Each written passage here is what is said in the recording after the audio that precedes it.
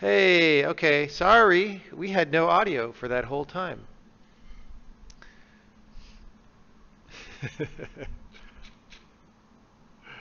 9 minutes of no audio. All right.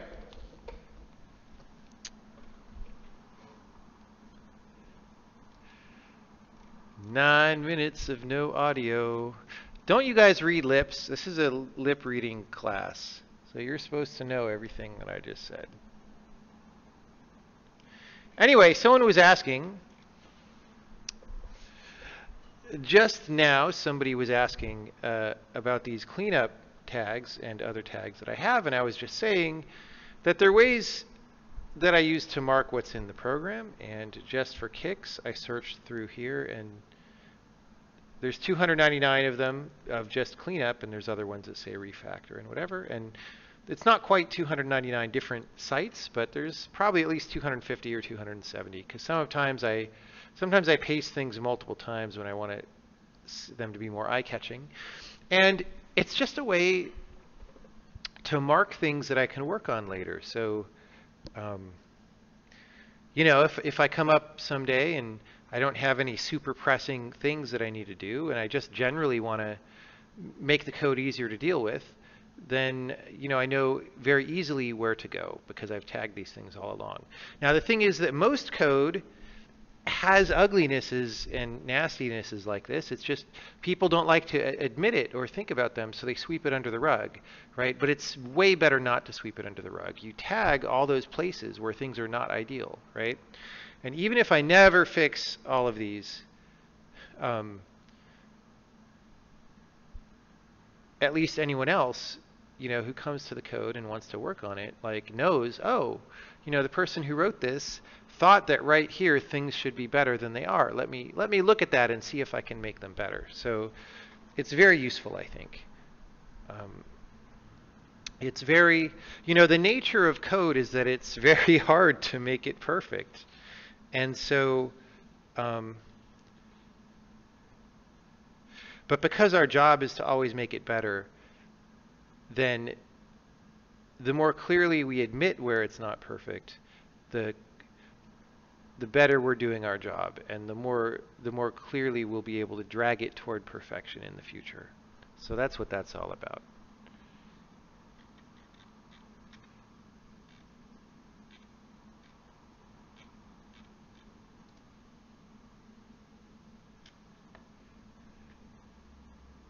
Okay, so let's talk about what we're doing today.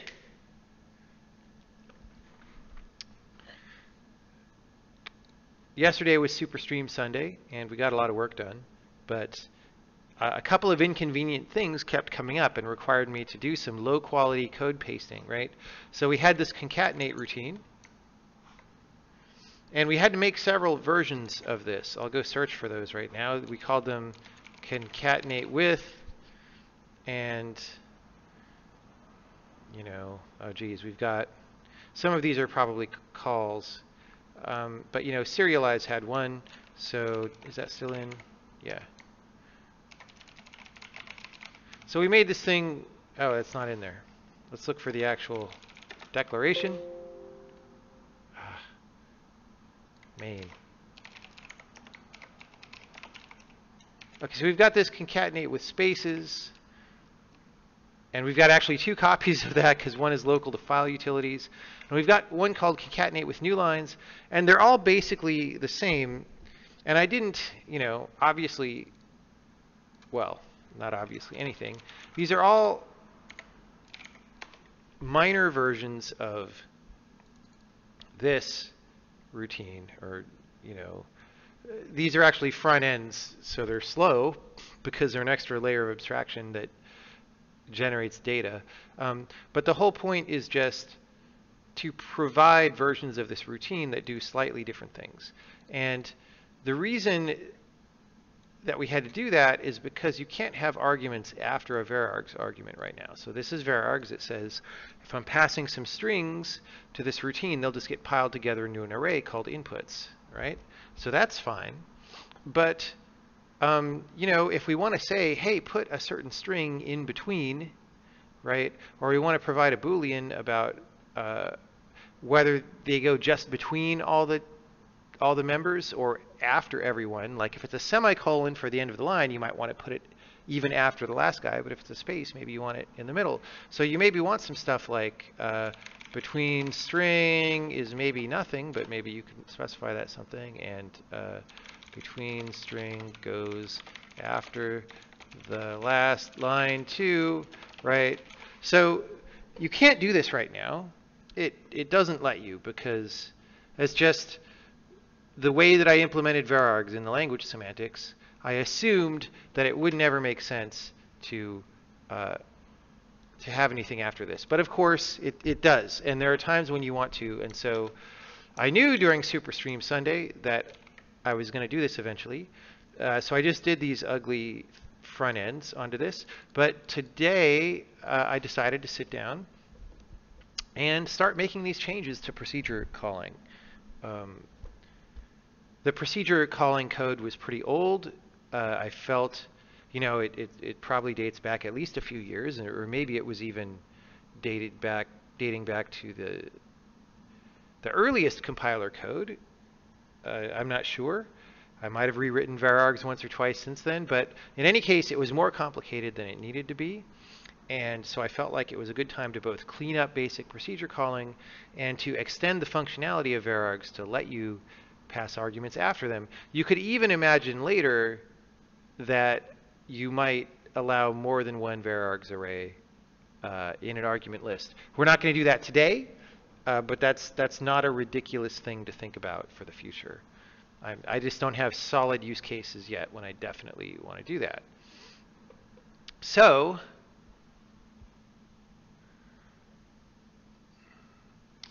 I started doing that today during work hours, and only for like an hour and a half or something. I've been ripping up the basic procedure calling mechanism. I'm not done fixing all the compile errors. And then once I fix all the compile errors, it probably won't work. Like probably no programs will run correctly or even compile correctly, because when you mess with something basic like that, things are going to break. So my hope is to at least get it all compiling and hopefully get it all running, and then we'll have this nice new feature. So we'll see how that goes.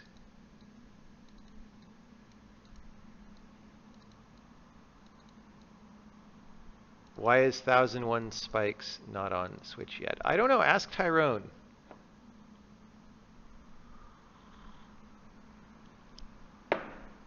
Ask him, because I think people would appreciate that game. All right. So let me pick up where I left off. I was cleaning up compile errors. I had added this thing. This is not too important, but the way that I'm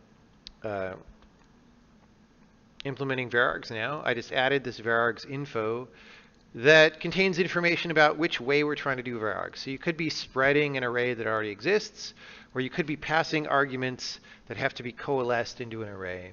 And this just gets put together during type checking and then passed to various places. Now the thing is, there are many sites in the program where this may need to be passed. So I'm still passing it around to all those places, and in the places where it's needed, then I need to use it. I need to convert the old code to use the new thing. So now I guess there's this thing called type check arguments helper, and I passed it here, but the declaration of type check arguments helper doesn't take this argument yet. So let's make that happen. What line was that? 1638. Any questions about what I'm doing? That'll help people understand what's going on.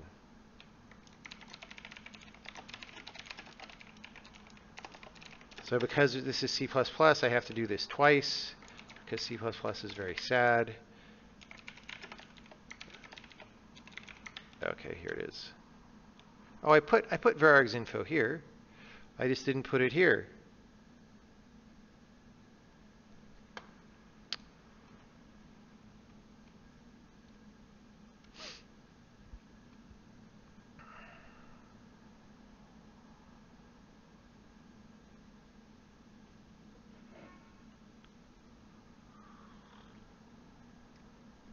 This looks old, though, I think.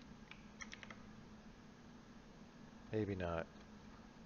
I have to review this. I have to review anything in this routine that uses varargs to see if it makes sense.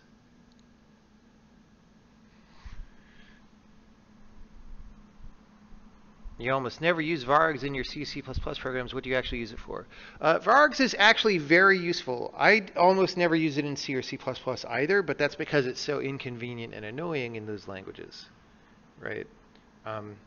In a programming language where you're doing higher level operations, you often want varargs. So, for example, I mean, they're still stupid and annoying, but C++ has variadic template parameters, right? And they use those actually quite heavily because they're really useful when you're doing high-level things. So, you know,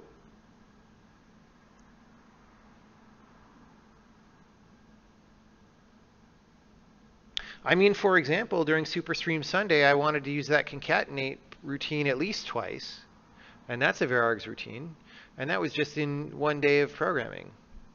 So hopefully that's a good example. Is this similar to destructuring? I don't know what you mean by destructuring. Do you mean just taking a structure and turning it into arguments? It's like the opposite of that. It's taking arguments and turning them into an array.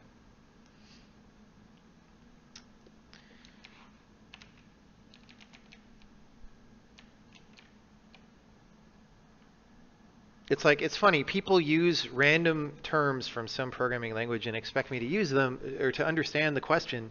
The thing you have to realize is there aren't that many standard terms for things in languages, because something that means one thing in one language community means at least a subtly different thing elsewhere, and often a completely different thing elsewhere, right? So if you ask a C++ person about a vector, you're going to get a totally different answer than if you ask, you know, a math person about a vector, and the math person's right and the C++ person is wrong, but let's ignore that for now.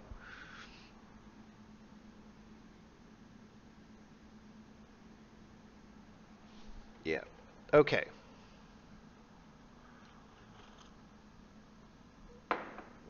So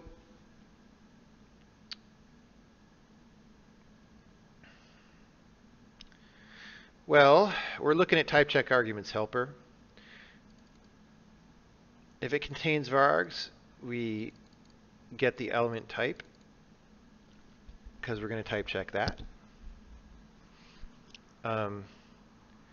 I suppose we should just do that here instead of in this loop. Yeah. Okay. Yeah, it'll be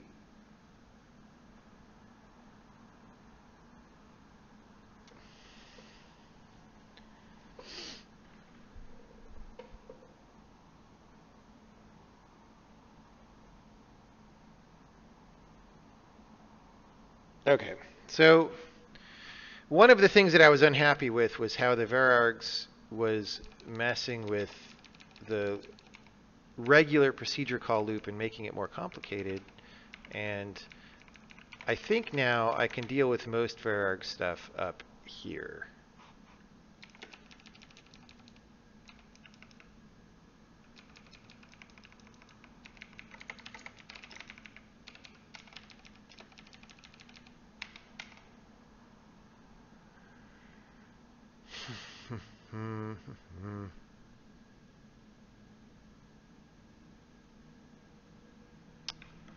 Maybe not.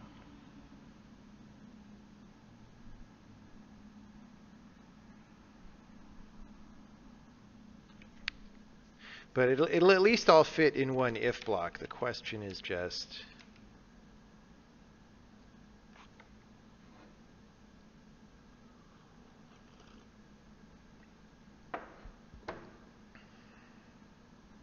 oh yeah, there's polymorphism happening, people.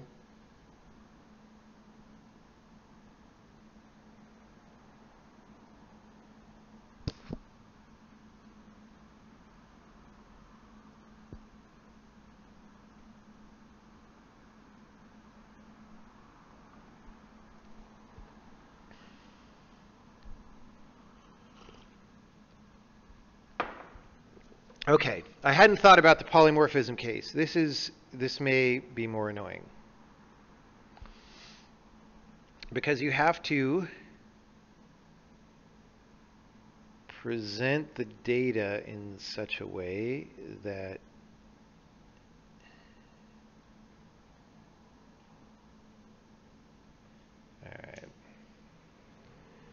all right. Let's just try to do this in the new way. Let's just try to do this in the new way.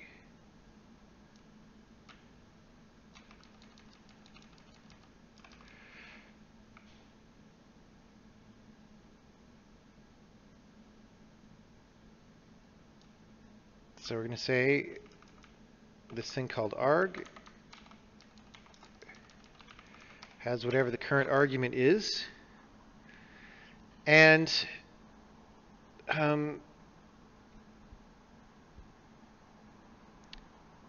we're doing this in a different way. We're not using this argument. Last argument is spread flag because it's not restricted to the last argument anymore. But we do have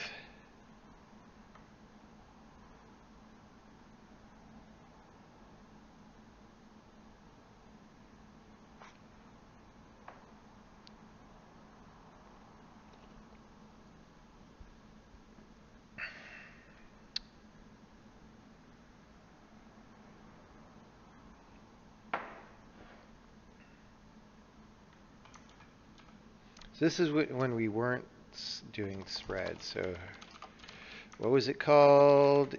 It was called spread array expression. So that's if we have a pre-existing array. But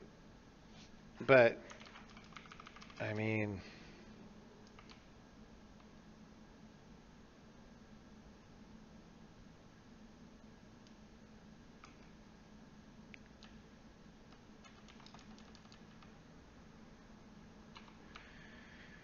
I don't know what to do here.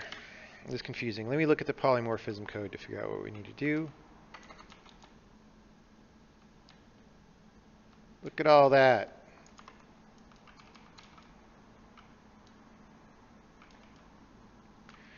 Okay, what are we doing here?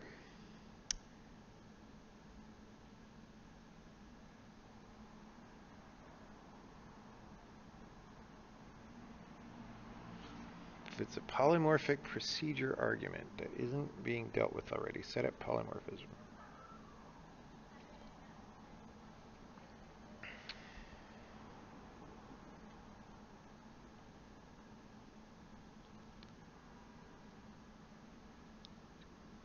So we start variable matching. We call check that types match. On this switchable expression, oh, that's not good.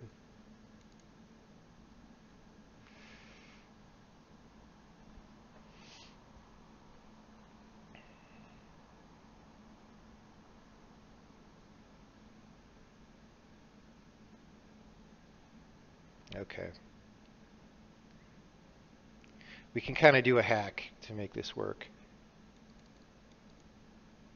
So we're using, the thing is we need to use the varargs argument to solve for polymorph variables.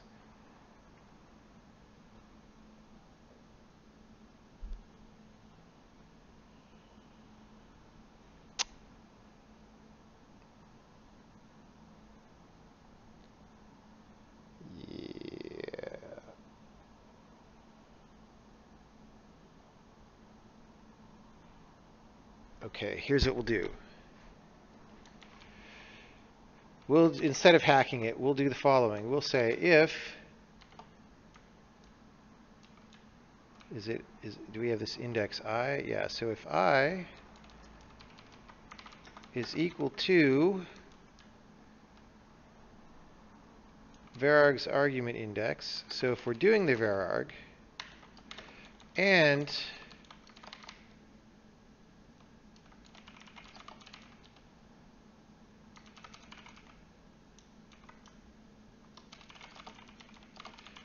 if not that. So if we're not doing a spread, if we are doing a spread, then we just treat it like a regular argument because it's already an array. We're trying to compare it an array and so forth, right? But if it is a vararg and it's not a spread, we'll just use the first type in the vararg for now to solve for the polymorph variable. So we will use vararg's instead of type wanted, we'll do vararg's element type.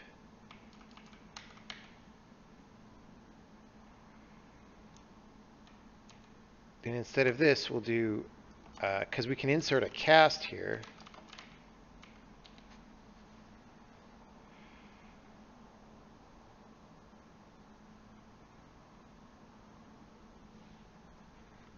Oh, no, we don't want that.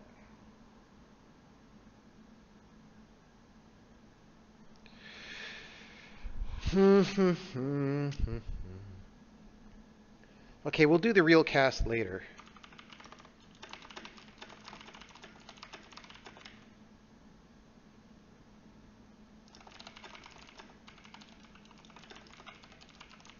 If inserting a cast, we will insert the real cast later on. Decide on a polymorph. And are actually calling it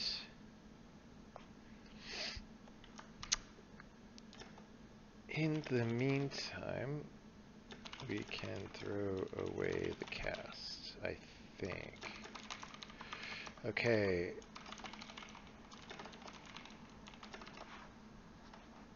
We're going to make that equal to varargs info dot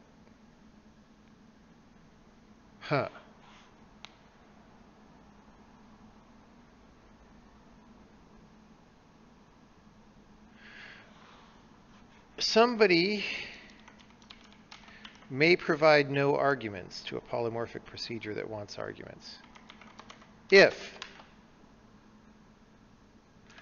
varargs info dot varargs arguments dot items is equal to 0, we need to report an error.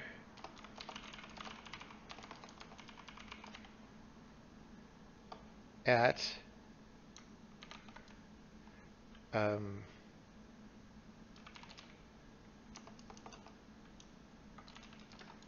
we have call? We have site. Error at site will say argument %d of this procedure is polymorphic and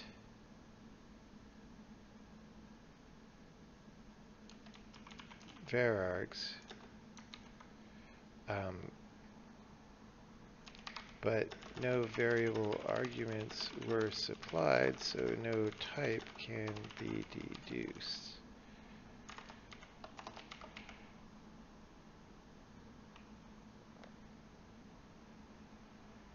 Maybe we just, instead of saying that,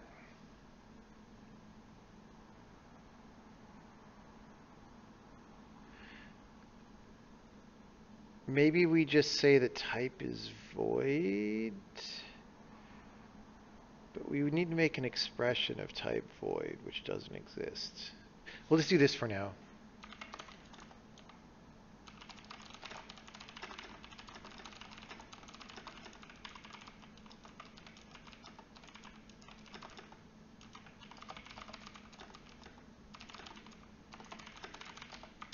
Okay. Return. I sure am doing this in a scattered way. So for example, this is in the wrong place. Like this goes here, because we only do that. And then the reason I'm doing that is so I can do this. Take the first argument and say and throw away here. So that'll just solve for the polymorph variable. Okay. Now,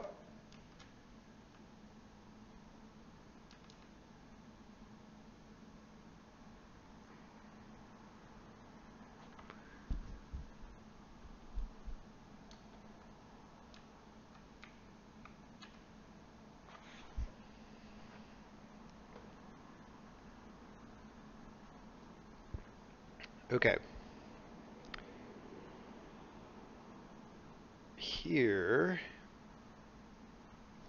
we say the following. Same thing. Same thing. If this, else this. If this, then for in j equals 0, j is less than.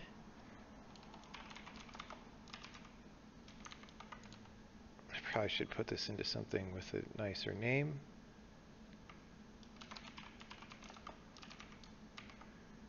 Dot args arguments dot items I plus plus or j plus plus auto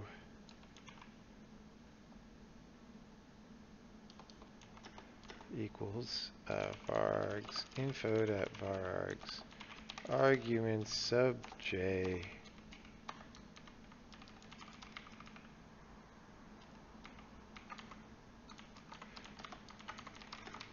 type matching varargs element type. It might be called varargs argument type. We'll see if it complains.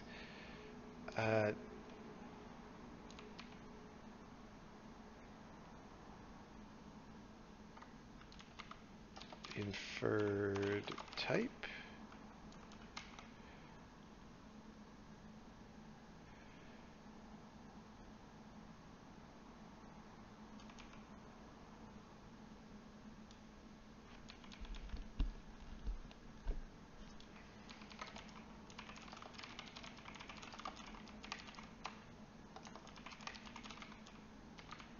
That's for inserting casts.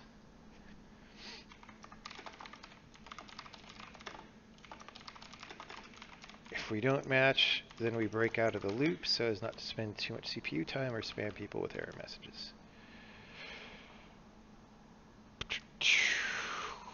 Well, okay. So then way back here, what was I doing here? This is, yeah, we don't need this. What is this? Oh, we forgot to check foreign.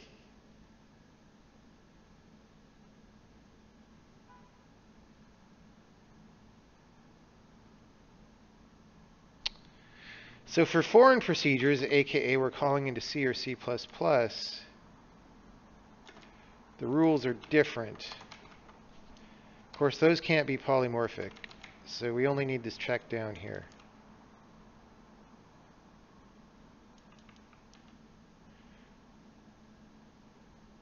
So we need to cast up to double if they're float. Apart from that, we just ignore things, which might not be quite correct, but whatever.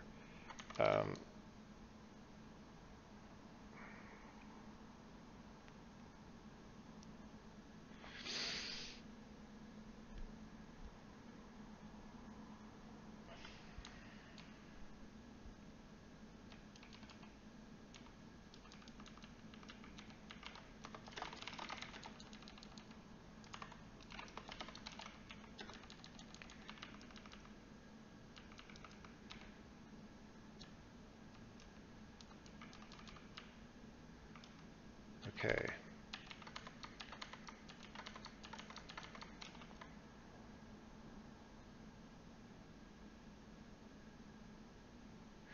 Oh God, this is going to be annoying slightly.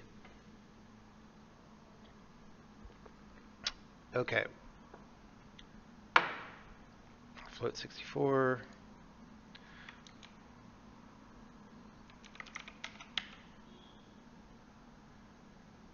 All right, something like that. I don't know what I'm doing.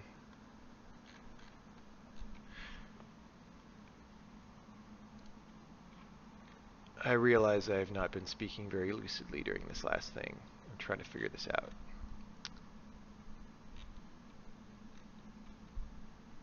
Checking out the chat.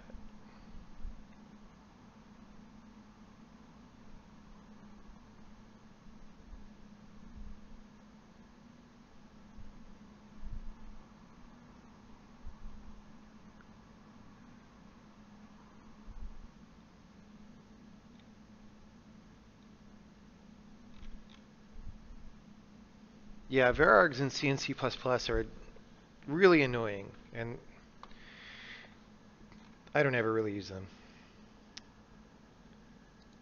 Except when writing wrappers for printf, which is the one time you need to use them. All right. Well, those are simple. Let's hit those.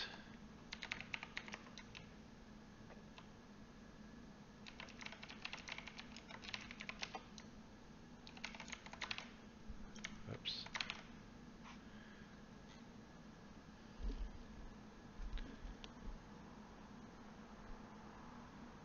Cannot convert argument 5 from...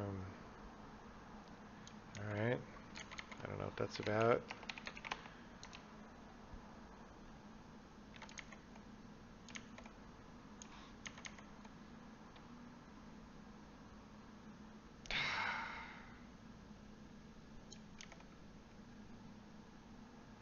Oh, because it's through a const.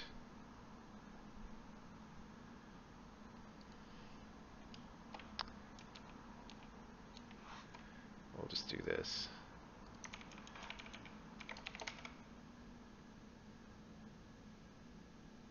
No.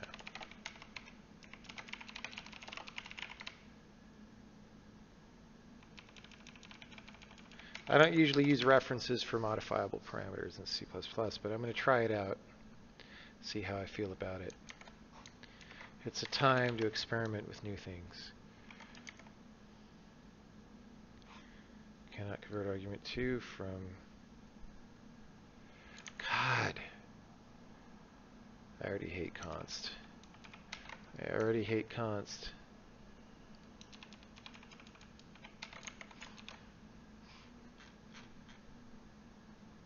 Okay. So this is probably a totally different thing. Let's look at other files. How many files? Oh, just type or it doesn't compile. Okay, I'm suspicious because ffi.cpp is going to be broken. It won't be handling varargs correctly.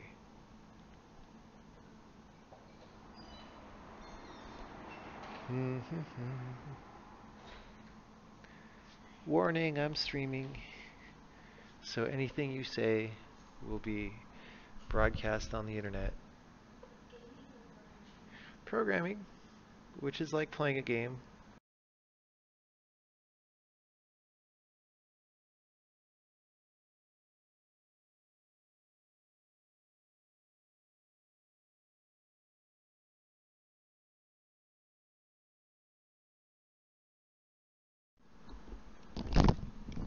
My mic shut off. I'm hoping it's just that the battery was running out. Find out.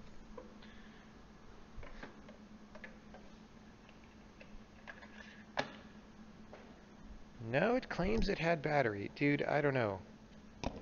Computers. Computers.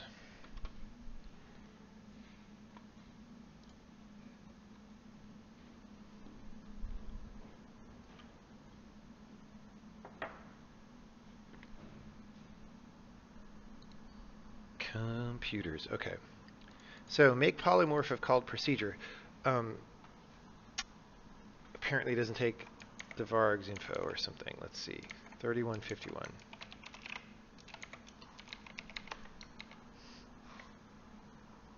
Okay, we are giving it there.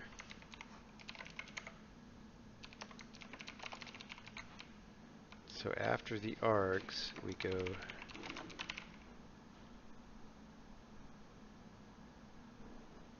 try to make it const again.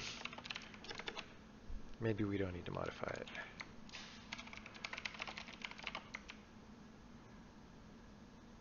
Maybe we will. Okay, wait.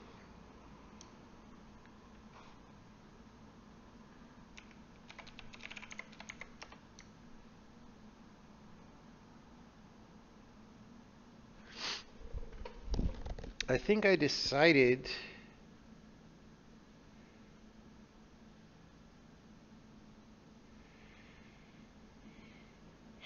dude, I don't know.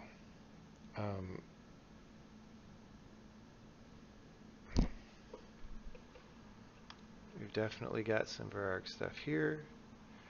It's old, it's checking for last argument is spread.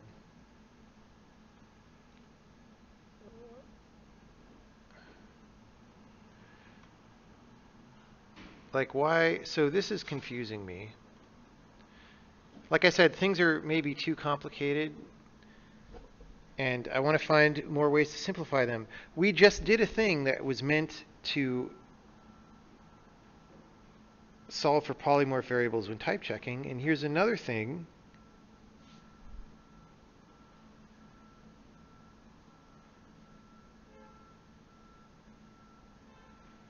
Maybe this is post-type checking only? I think it's post-type checking only. Except that you have to call check that types match to make the polymorph. There's redundant work happening here. And let me just...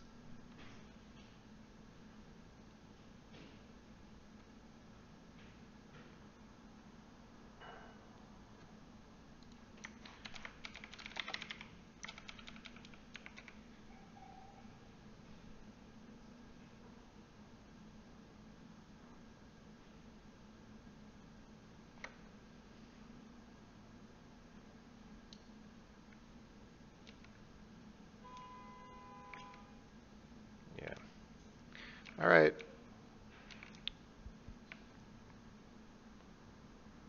Okay, what were we just editing? What procedure was that? I remember we were setting, we were saying, yeah, type check arguments, helper, that's what it was. So I'm going to say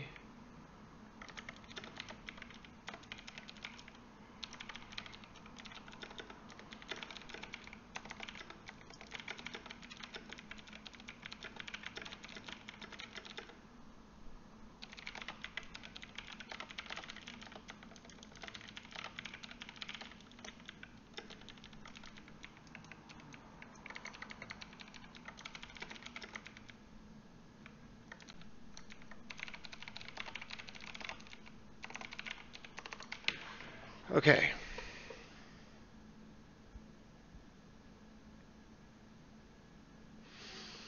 So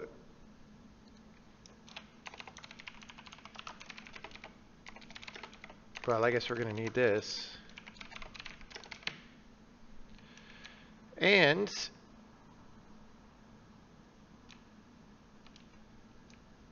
so we'll get rid of this last argument is spread, and this did varargs check.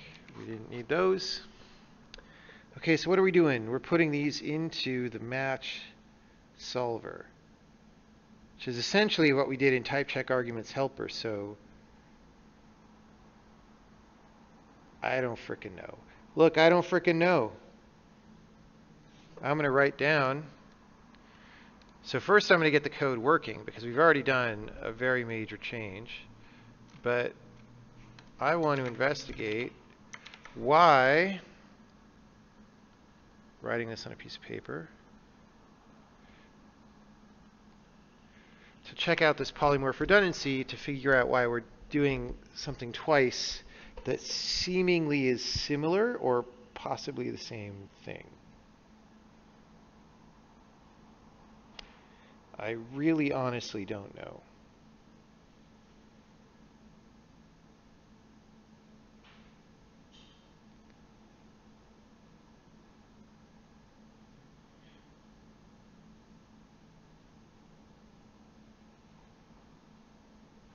Oh, no, I do know. I do know. This is because the given arguments might be polymorphic, and this is for manufacturing the target procedure, which is only when the wanted arguments are polymorphic. But here we're matching for both. So it's like, why don't we just do that here? I don't know. Like, I need to see if I can unify them, but I do see why they're a little bit different. Could I do the witness cave challenge pretty easily? I did it in the giant bomb video on the first try, but almost didn't.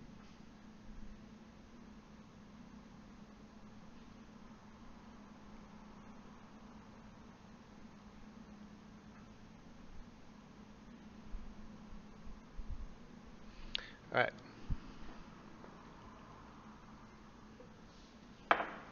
So,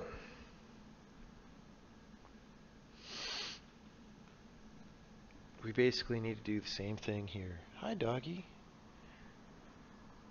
Oswin's getting ready to go home. He got his chicken dinner, yeah. He's a winner with his chicken dinner. Do you want to say hi to the stream audience?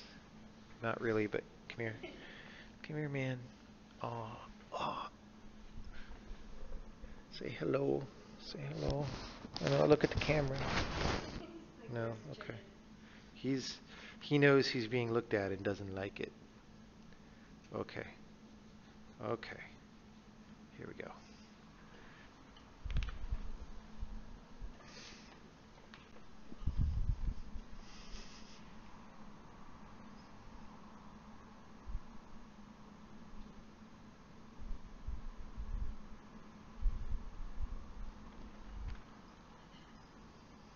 All right.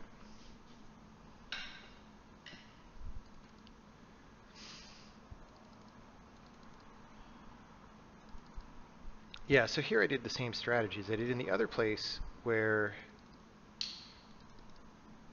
oh geez, I need this. That's fine.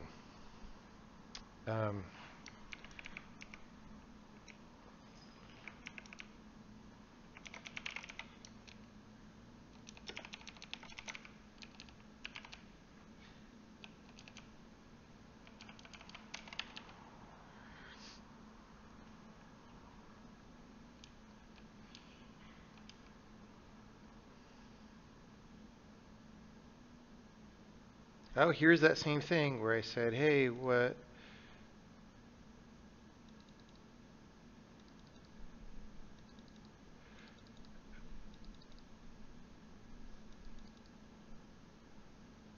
Oh, right, they might have a modify proc. Okay, so this thing that I did, I was confused. This is for when the wanted argument is polymorphic, and if we're fitting that into a varargs, then it should be impossible for this to be 0, right? By definition, if we detected that there's a polymorphic argument, there must be at least one argument. So we're going to leave that assert in there. We'll see if we crash due to that. And for this, I think my decision here was right. If we're missing the declaration for this type, they could have a modify proc that supplies it, so we should not preemptively error. And if the modify proc doesn't supply it, then we'll error normally when we say, hey, there was no declaration for this variable. So go me on the day when I wrote this comment. That was good. Okay, solve for matches. Okay, so we just, it's value bakes.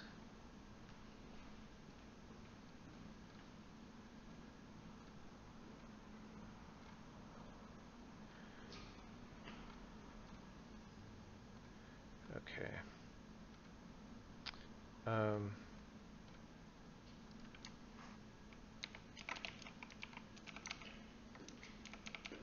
Where were we? We were here. Okay, so I need to get this inst.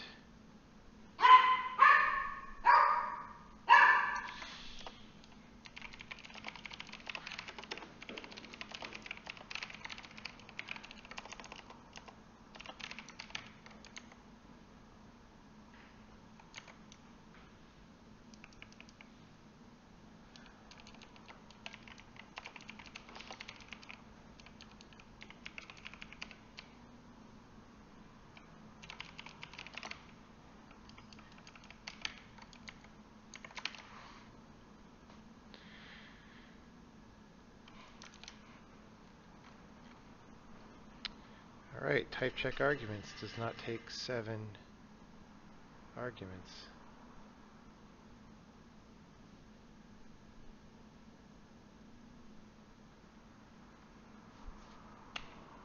Okay.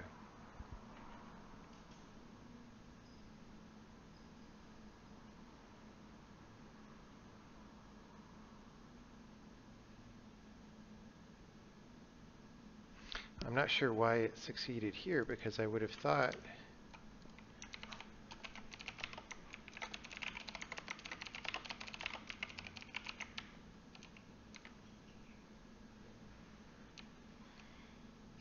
okay, well, see ya. I guess we need to bubble the varargs info up because we need it here. So 3440. Basically, anywhere this argument list is, we need a varargs info. Maybe at some point we want to clean it up into an arguments info, and it's got the sorted arguments and it's got the varargs. That would be a reasonable thing to do, not how I did it. So we're just dealing with that now. So this has a varargs info.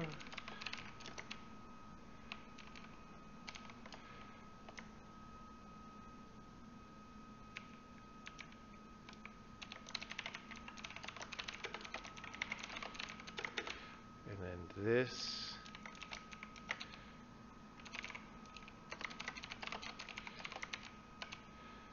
goes there. And I remember now, I put this on the procedure call, but I haven't ever set that. So let's keep it separate and just deal.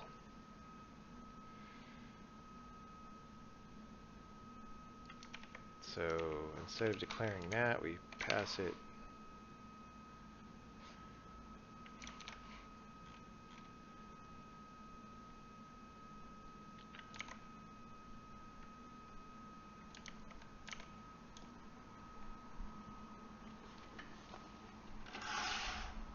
So we call sort arguments, and it didn't. 3129.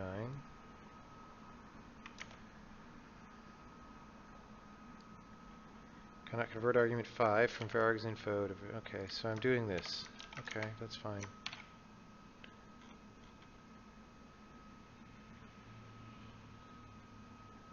All right.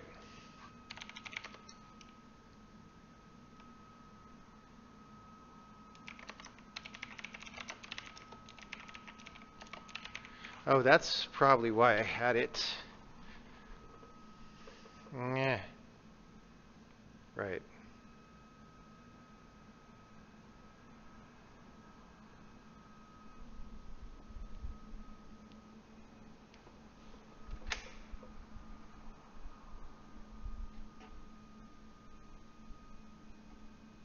There's a really annoying vacuuming noise happening in here or something. Okay, well, this is scaring me, but like it's just getting hairy, but that's what happens when you start with something hairy. We're going to make it less hairy by the time we're done. May not finish tonight, but we'll see. Type check arguments, 3452.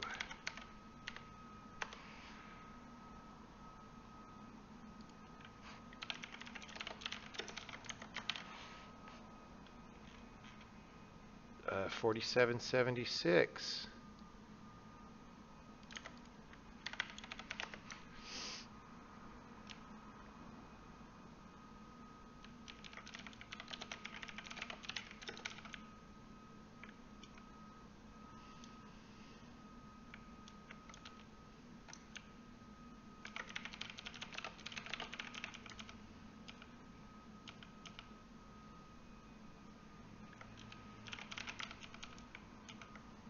Okay, well. Okay. Does not take 8 arguments. 8, 6, 6, 7. Sort call arguments. And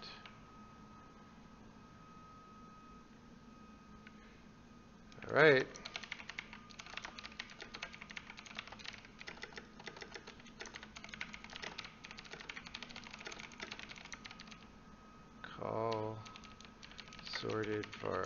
info. Okay, I think we got through that file. Doesn't mean it's right, it just means it compiles. All right, now polymorph.cpp. So we're obviously missing something.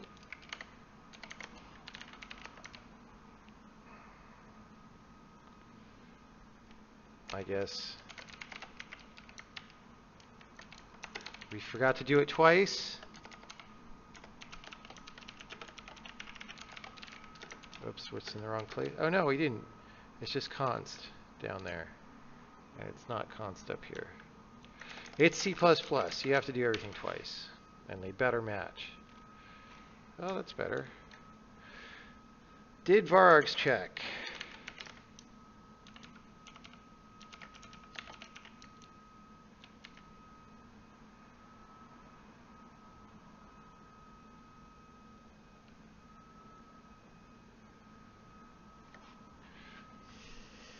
All right, we'll do it fine. It's fine.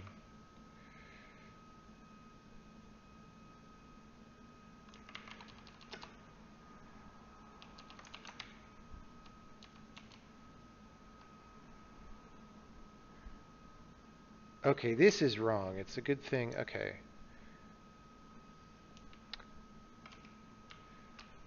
I almost missed that.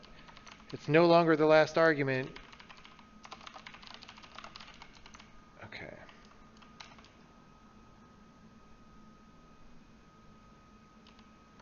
Do this. We'll say if there's a spread expression. Oh no. No, that's fine, because we want it to go down below. Okay.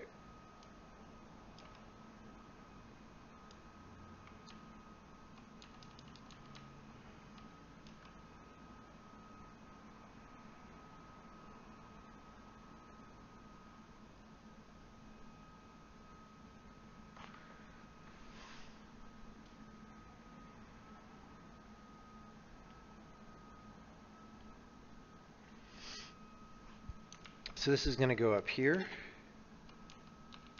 We're going to say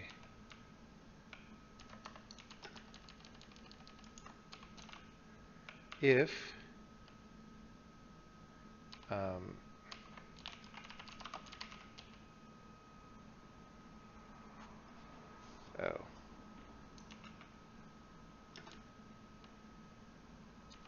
Now, you know what? We're just going to leave it. No, because I like that comment. That comment. Okay. We're just going to leave the comment. Because the if statement wasn't doing anything. Oh, wow. Now we're at a very scary point where I know this isn't going to work. 0% chance of working. Hey, look. It didn't work.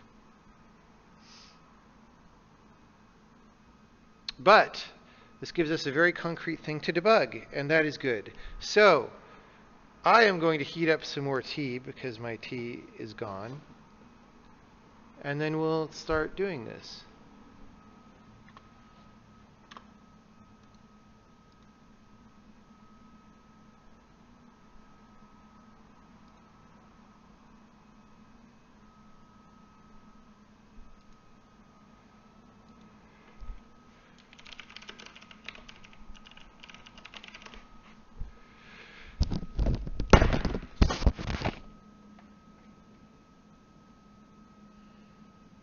All right, back in a minute.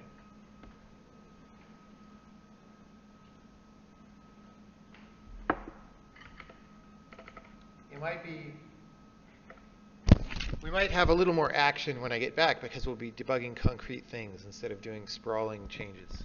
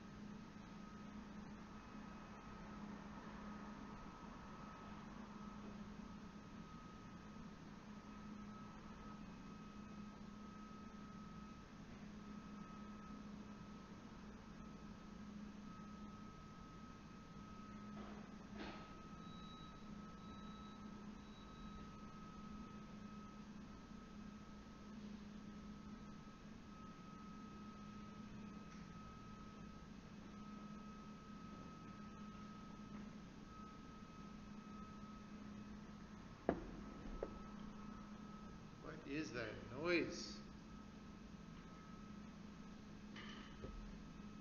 Not my computer.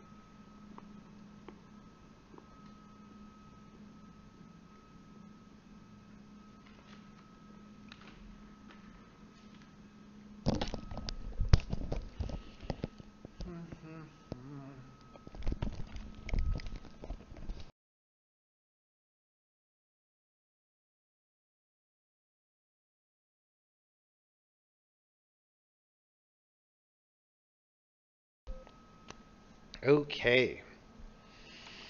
Compiler is telling us that we're spreading into a non-varargs argument, but it obviously is.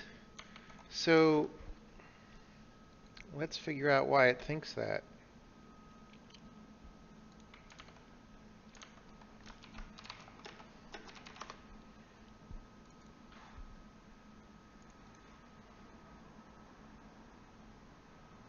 Wait, where is this?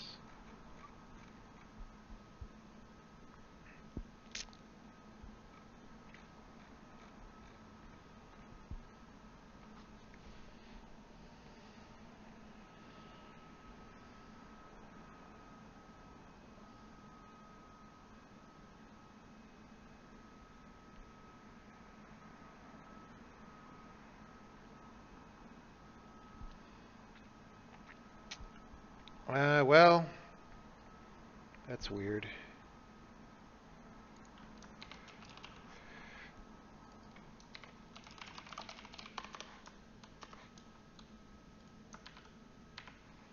All right.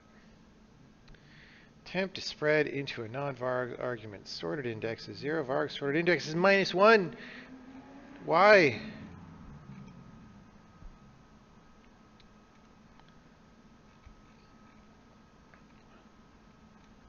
Because we...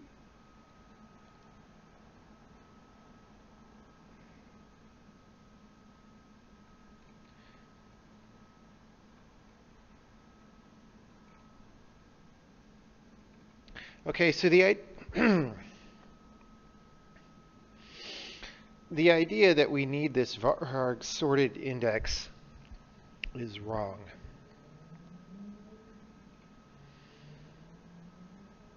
Or, I mean, the idea that it's different from what we get up here, right? So we'll just get rid of that. We used to, the reason why this is such a big change is that the way we did procedure calls before, it kind of happened in a different way that had different assumptions that turned out to be unnecessary. So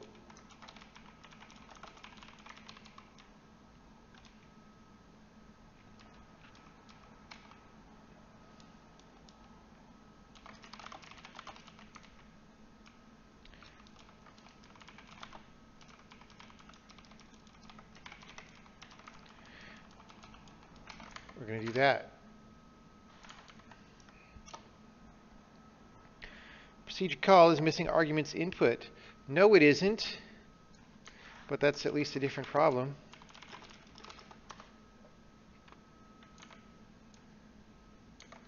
Missing argument.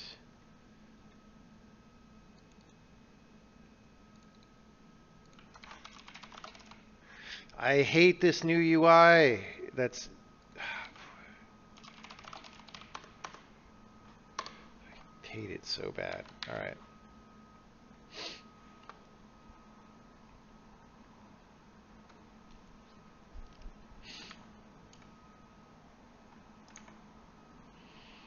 Okay, argdecal identifier, argdecal expression.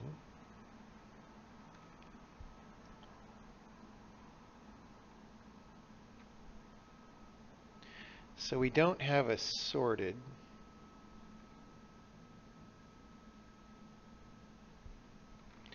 But we probably got a vargs info thing.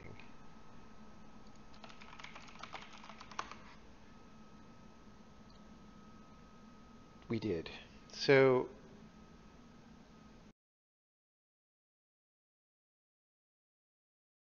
did my headset just turn off again? It's terrible. It's terrible. I don't know why it keeps doing this.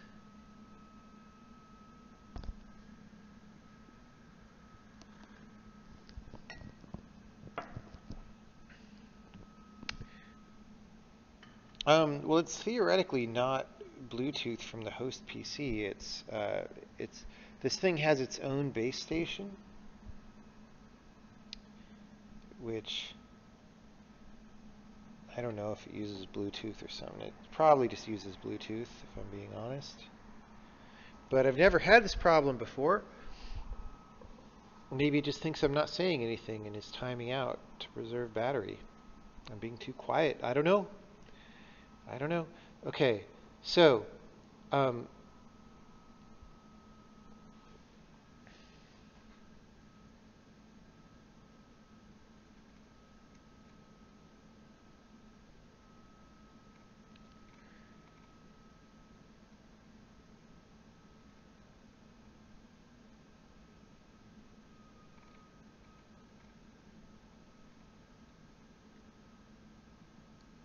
I think I can just say this.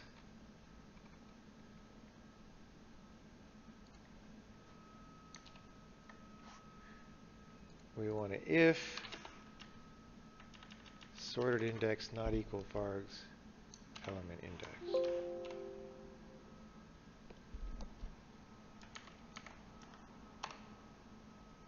Still says it. Really?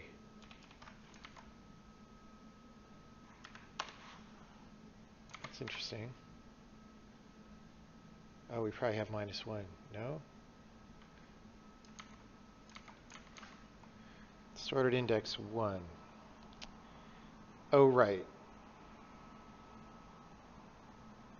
Wait, what?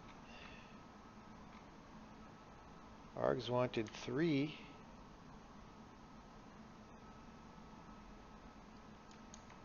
Really? That seems wrong.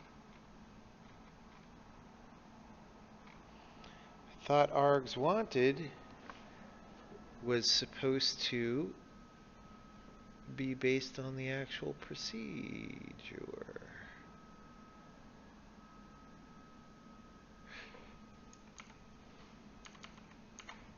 Did I accidentally check in that version that had the extra arguments? No. All right. Where's args wanted get set? Earlier than this. Declarations. That's passed in. Where these declarations come from?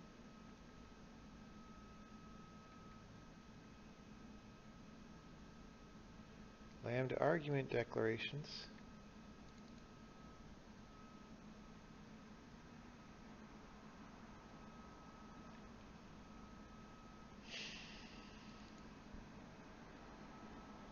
Let's find out about this.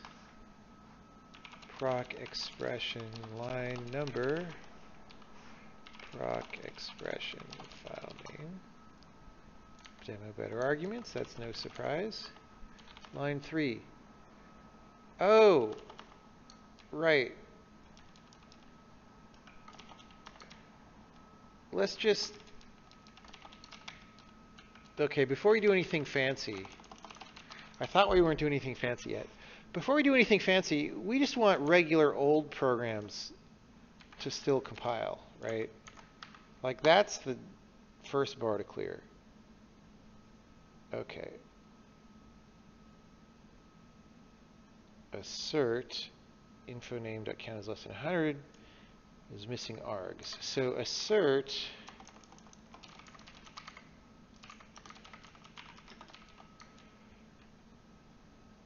okay. So it's giving us defaults for these guys, but it's complaining about this one.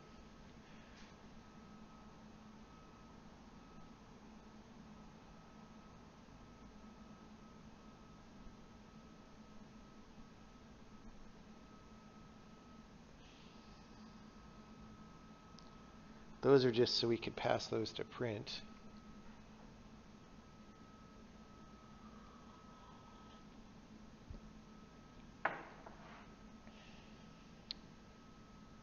Okay.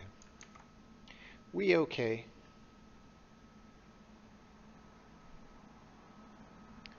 So let's just see.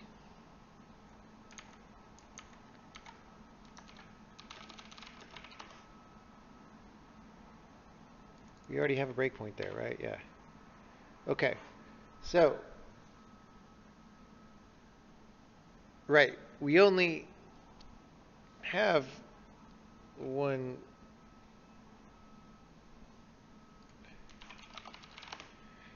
argument given.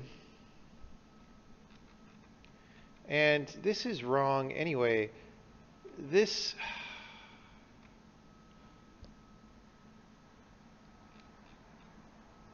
should be I, not sorted index. I hate Visual Studio. It's recompiling the whole thing.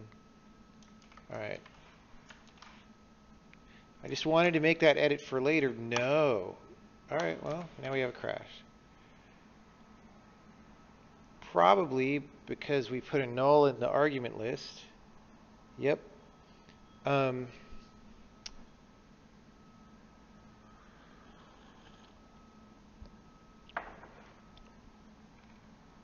It could be null if it's a varargs. What are we doing here?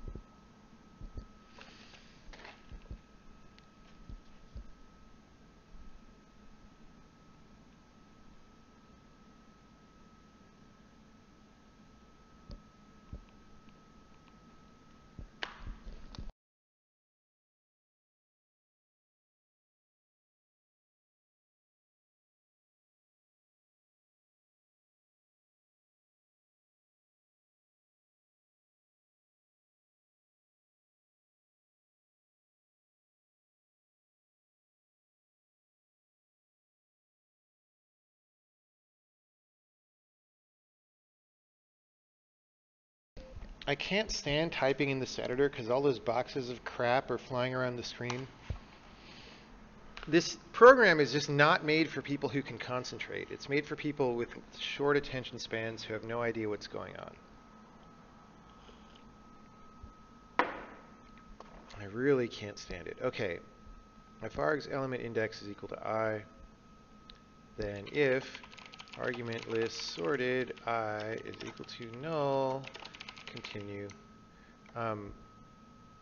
Well,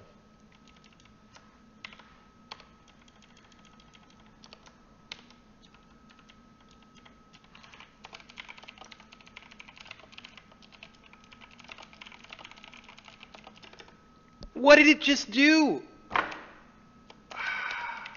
I just typed a close paren and it teleported me to the other end of the continue.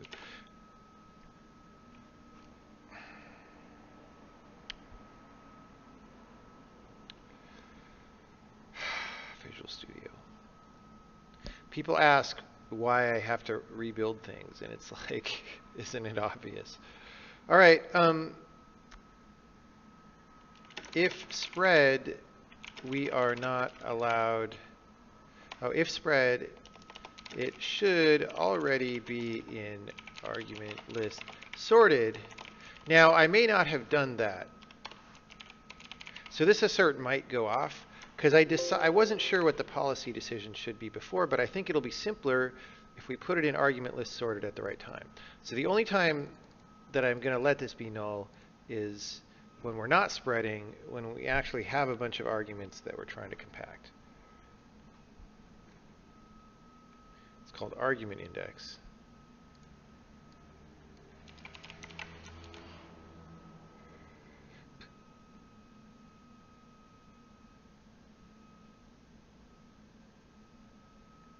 It's not called var spread expression. What's it called?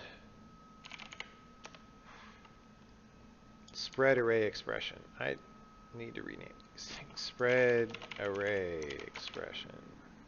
All right. Hey, I said it might go off, and it did. Okay, so what I want to do is so that'll,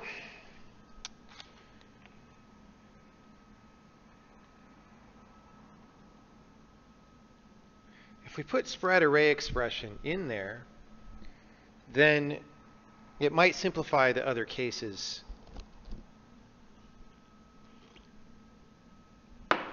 So that's why I want to do it. All right. Wait, where was that?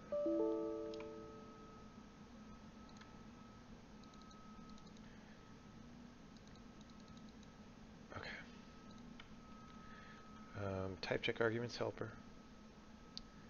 So that came from here.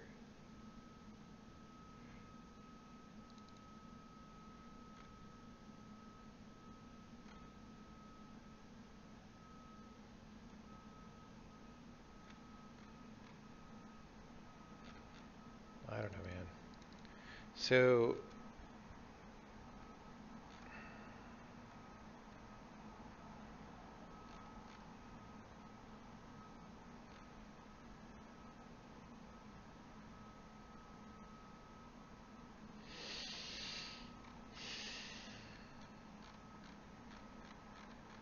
okay.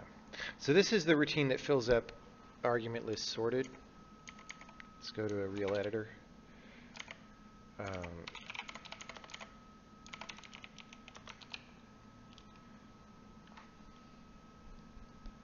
Oh no, it's not. Wait, what?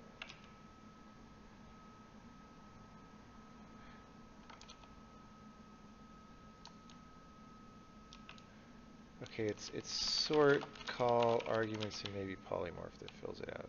Oh no, it's sort arguments. Sort arguments that fills it out. So if it's var args, we do this stuff. All right.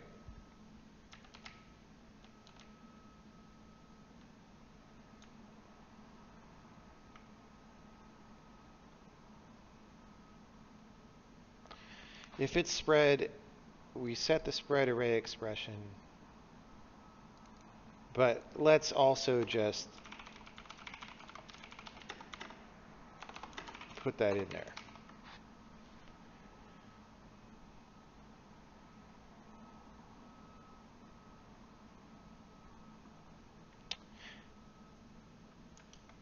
And we'll only use spread array expression to know that we are spreading. Wow, look at all the uses of this.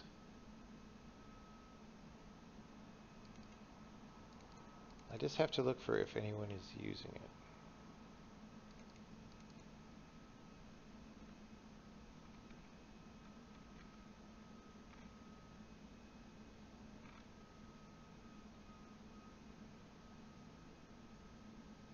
Yeah, that's for struct polymorph, which is going to be different, I think.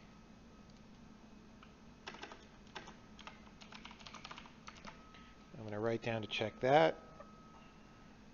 But that's not the problem. I'm worried about procedures most right now.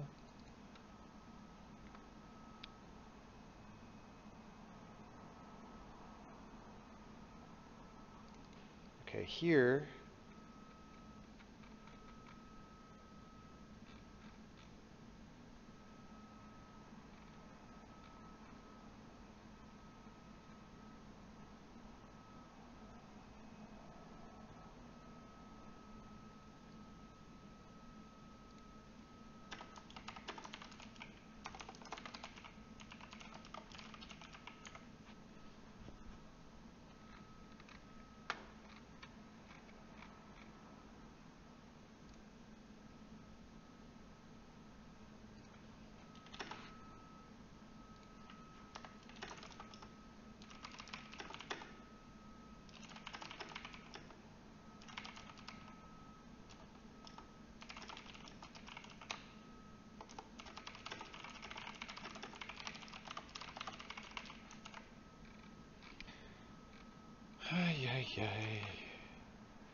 Maybe that was the only one I needed to do. Let's go back here. Yeah, it's probably fine. I don't know, man. See what happens. Crash. Why? Why? Emit code for procedure call. Argument list sorted for.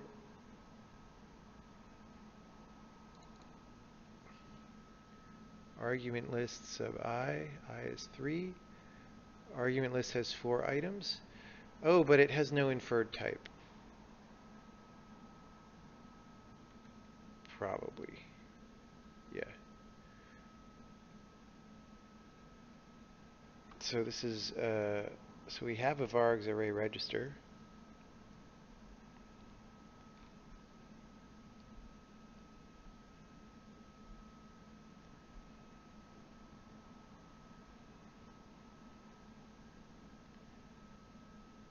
Wait, we don't use this at all.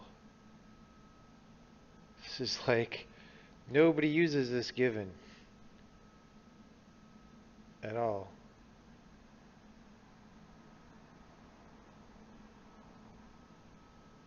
So it's crashing us for no reason. No reason. Simplify. Simplify. Simplify me. Failure variable matching is used without being initialized. 1844. I should implement that. That's a good check. It's a good check. 1844. In what file? Typer? Typer 1844. Matching. Bool matching.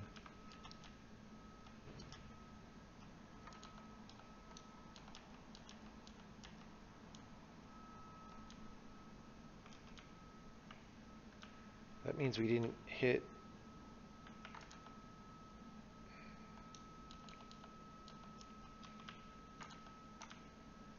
Who's this? This is such a big procedure. So if we're in silent check, we won't ever do this. That seems weird.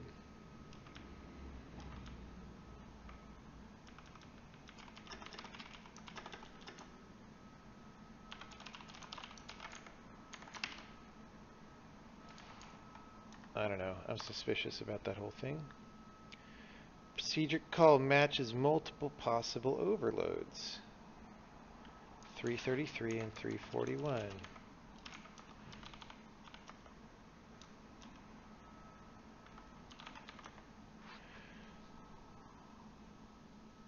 Well, that's because I just set matching to true, probably.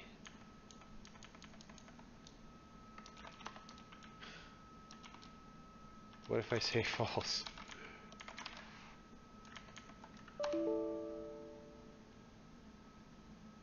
Yeah.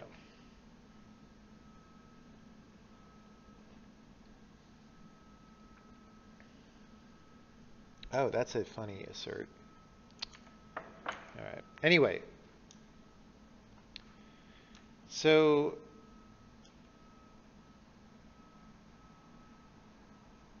I don't understand why there's this no silent check here. That doesn't make sense to me at all. I would think that we need this no matter what. But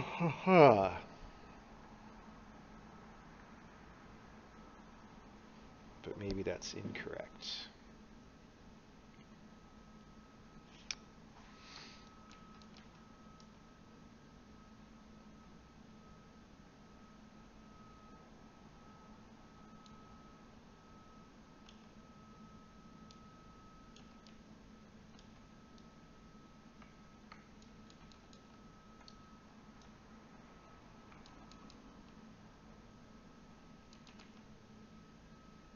Let me see what this used to look like, just so I know that that's not a mistake that's newly introduced.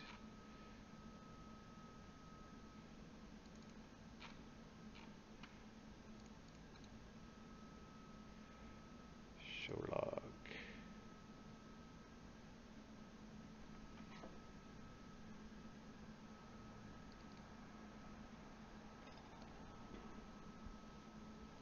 Come on, server. Our server's so slow lately. I don't know what's taking it so long.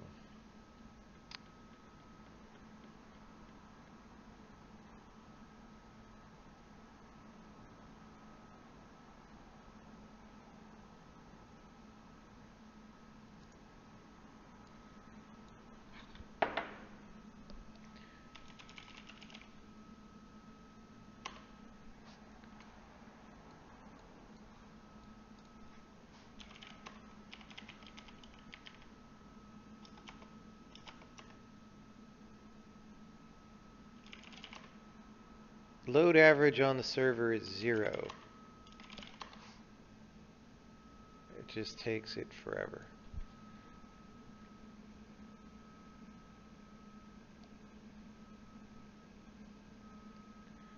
Skeuomorphism is not the OOP of graphics. I disagree with that so strong. The anti-skeuomorphism trend that happened a couple of years ago is the OOP of graphics.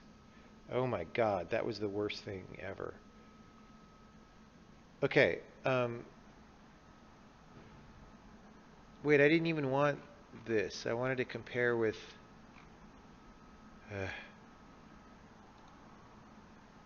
working copy.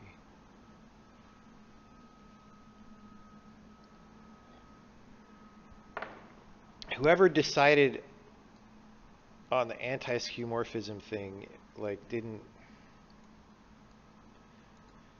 None of those people understand human cognition at all. Oh my God.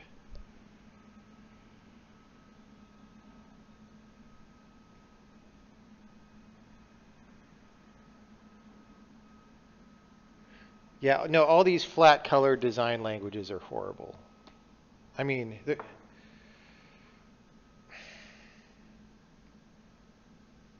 they're bad. They're bad.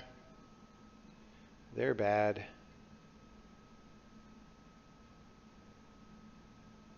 They're bad. Bad, bad, bad, bad, bad, bad, bad. Yeah, everyone copies Apple, which is great when Apple does the right thing, but Apple often does the wrong thing. The one thing that, thank God, people haven't copied Apple about is the dumb Apple iOS icons that are all the same shape, the rounded rectangle shape, that defeats your silhouette recognition, which, by the way, is why, if you notice, with every iOS release, this is my theory, with every iOS release, Apple's, it's trying to remind me to update now, Apple's icons get simpler, right? So now they're so simple to the point that they're completely ugly. Like if you look, I don't know if you could see this, but the App Store icon here is this very abstract A thing that's like 3 tubes. And the reason they're doing that, I believe they're doing that because of user testing, because users keep looking at their iPhone and get confused, and it takes them forever to find the icon they're looking for. That happens to me every time I use my phone, and I've been using iPhones for 10 years. And the reason is because it takes longer for your brain to figure out what you're looking at, because every damn icon is the same shape. So they're throwing away silhouette recognition, which is one of your visual system's primary ways of understanding what something is, right? So they have to bring back something like a silhouette in order to get it to work. And what that means is that the shape inside the icon has to be a very simple shape, or a very maybe monochromatic shape so that it becomes silhouette-like. And so their icons look like garbage now, because they just won't reverse this decision that they made a long time ago, because it looks so nice and neat when all the boxes are the same shape or something. I don't know why they did that, but thankfully, Android and desktop operating systems let you have icons with arbitrary alphas, right?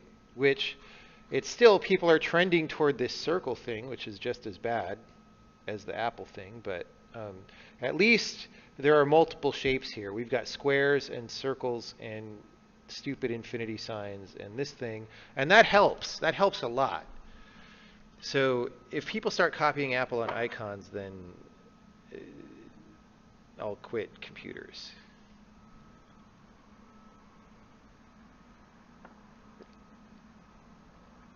Skeuomorphism is not about pretending real photo images. Skeuomorphism is about using a concept from the real world as an analogy, right? So, for example, again in iOS, let me find the voice memos app, right? Or no, where's the Game Center? What does Game Center look like these days?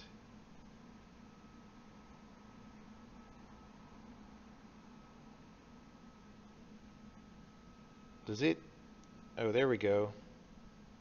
It's still stupid. So Game Center used to be like a backgammon thing or something, and so your brain said like, oh, games. What is it now? It's this abstract circles, because they didn't want anything in the real world to represent Game Center. And so the only thing they had to fall back on was like, well, we have some UI that has circles. I don't even know because I don't use Game Center. But like so many icons in iOS are like that now. They're just this abstract thing that means nothing to you because they weren't allowed to be skeuomorphic, right? And it's horrible. It is horrible.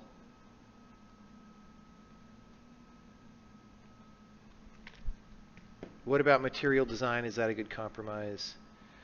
I don't know. I don't like any of these frou-frou design languages that people do. The Google one is probably a little better than some of the other ones, but I don't remember if that one's the material design or somebody else. But it's not like I like the way Gmail looks or anything. So, you know.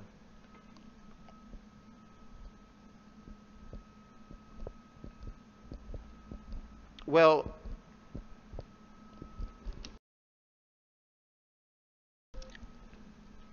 no, if you say that I'm misapplying the term skeuomorphism, then I think you're incorrect, because the way the entire software design industry has been using it is consistent with what I just said, which is why all these application icons are horrible, okay?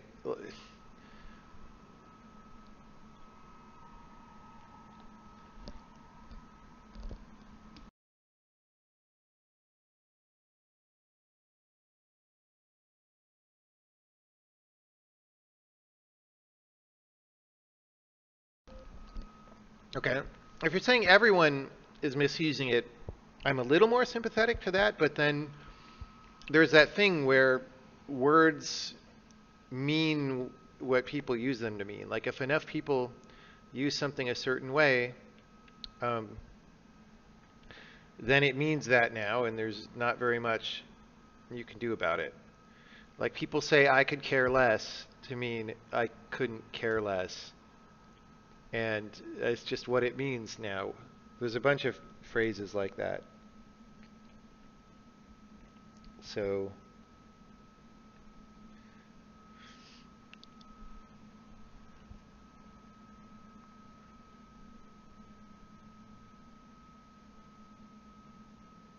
oh yeah, begs the question.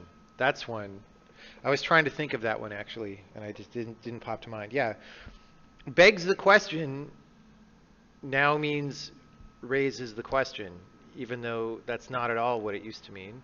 because just too many people use it to mean raises the question, right? Begs the question used to mean it's a tautology, so it's an invalid point, right? It relies on its assumption, or you're trying to prove the point by leveraging an assumption of the point, is what begs the question used to mean. And now it just means, well, this leads us to the following question.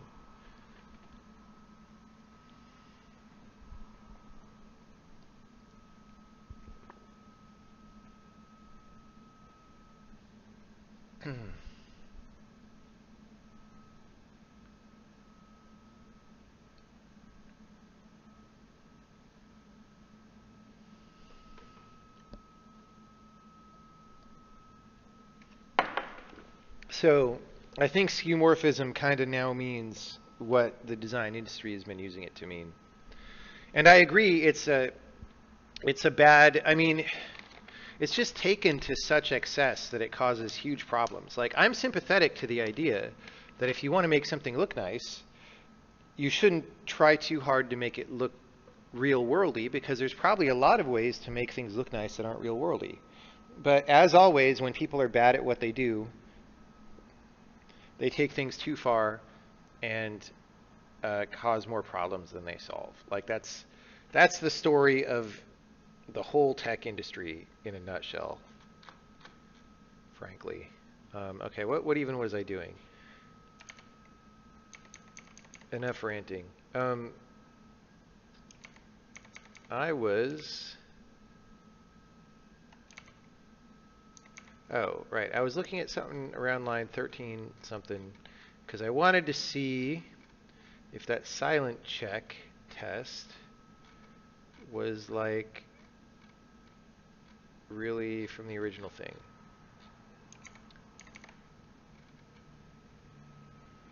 Where was that? That was line 1731 in the current. Okay.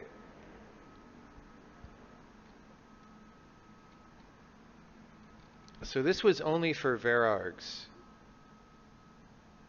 Wait, no. Only for non-varargs.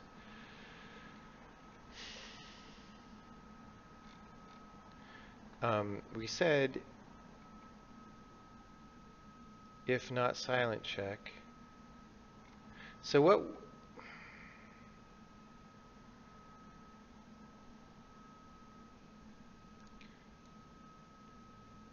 Right, if it was foreign,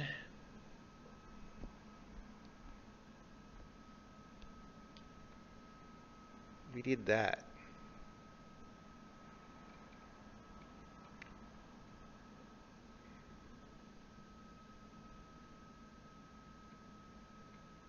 Which is now down here.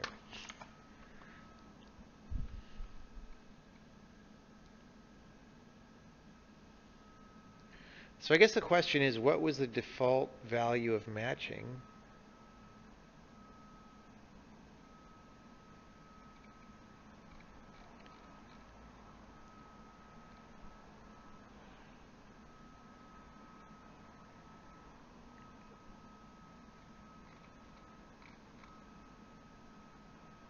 So this, if not silent check, ended here, and then this asked new site was outside that. I bet that's the difference.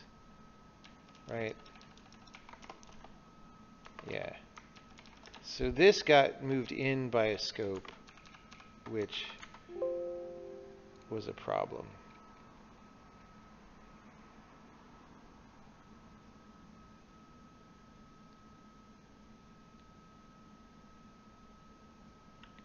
All right.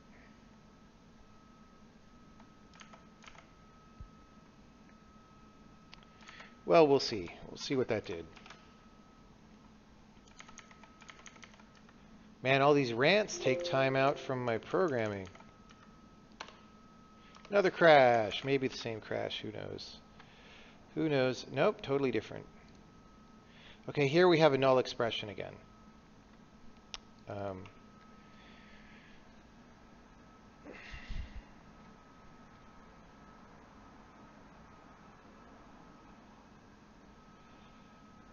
Okay, this is weird because arg register is supposed to not be -1 in this case.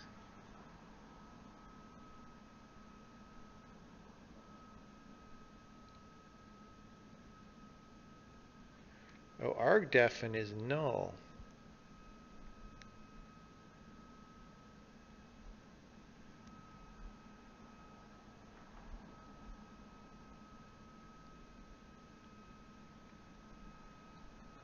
Okay, this is again a nonsensical check that goes back to the old thing.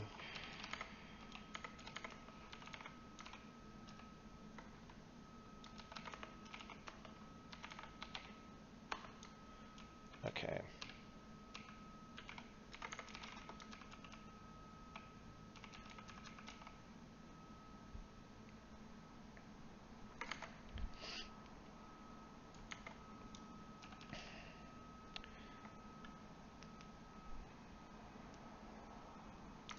Let's just assert on that. I bet that's just not for some reason. Huh, no, that didn't go off.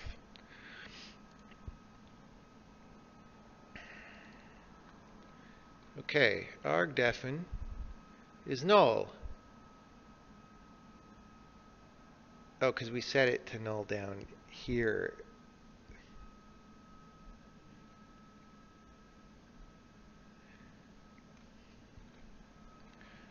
Okay, what were we... Okay.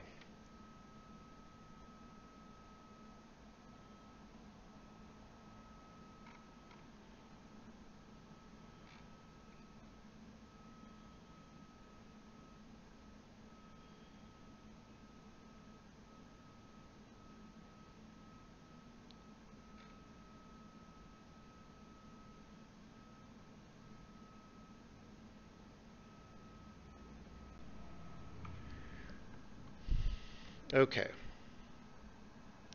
So,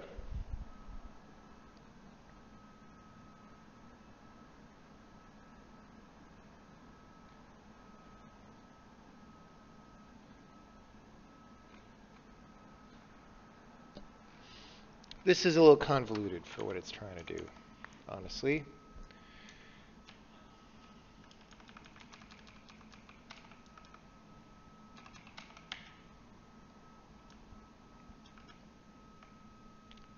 This is if we made a vargs array register.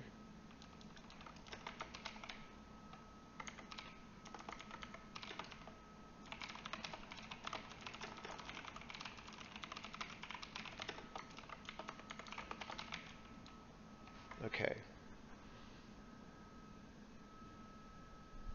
We don't need this anymore.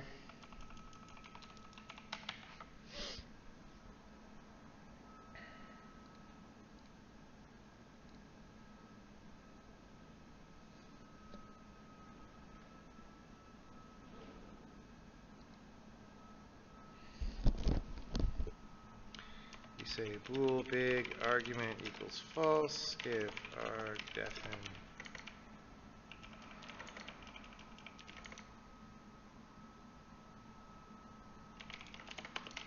okay. Just clarifying some things here. So, okay.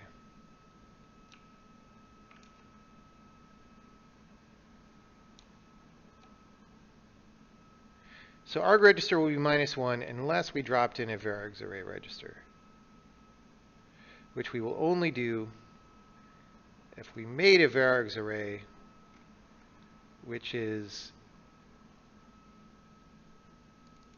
if it's not a spread. So this all seems right. I'm sure something's wrong, but it seems right.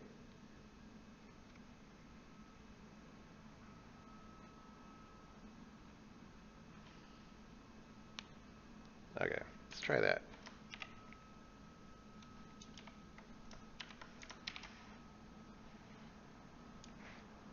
Is foreign. How do I tell if something's foreign?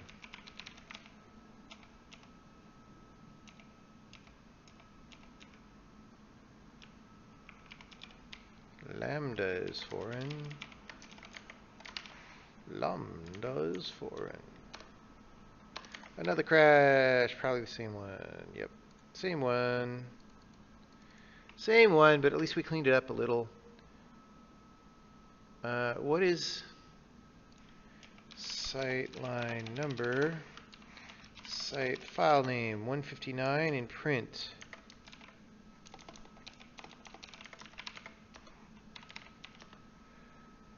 It's a foreign procedure.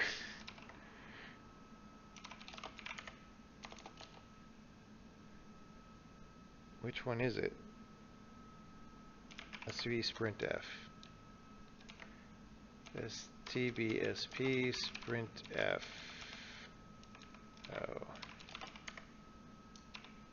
What's it called? Oh, we just link it straight here. Okay.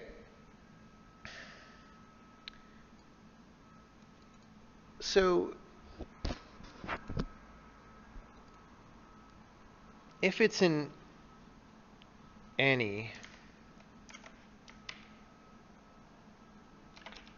well, if it's a varargs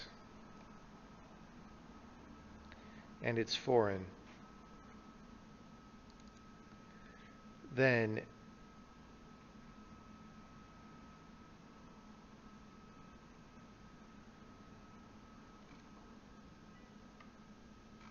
wait, argument list. Argument list is my expressions. Why is it null on that expression? I didn't fill it out correctly for a foreign call. Okay. Well,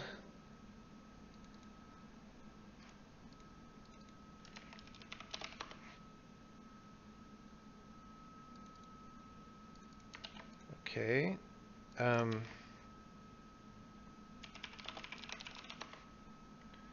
So we go to stored arguments.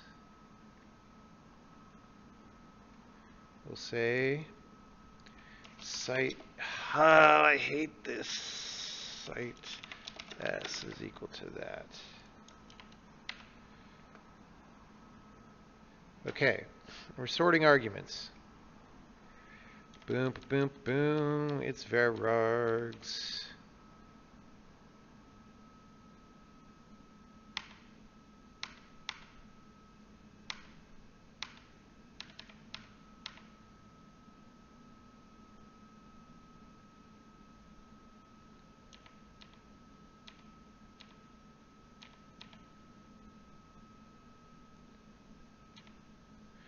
Okay, this is sorted index 0.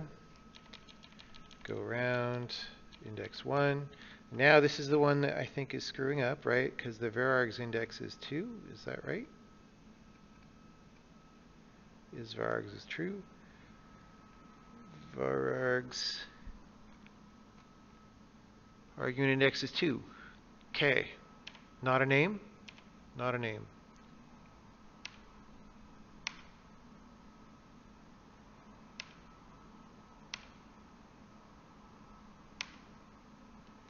Oh, right, we do this. Yeah, okay.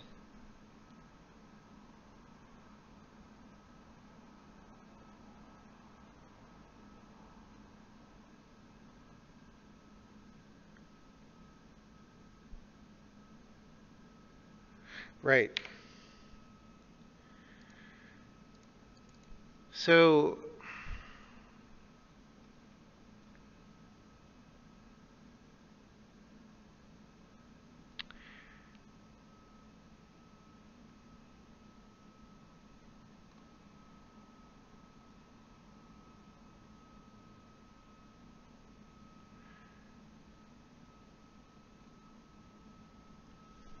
okay. Because I changed the way that varargs happen and where they get stored, and this part of the code has not been updated for that yet. I drank all my tea again. Would I consider adding support for GPU compute into the engine? Maybe. The thing is, I've never used GPU compute, so I don't really know.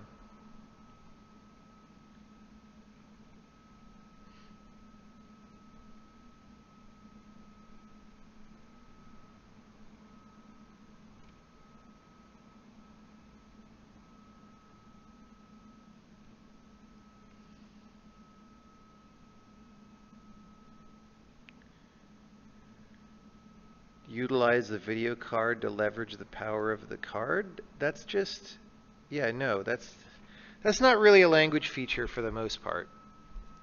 I mean, it could be. I mean, if you were making a language that's not trying to be a general purpose language,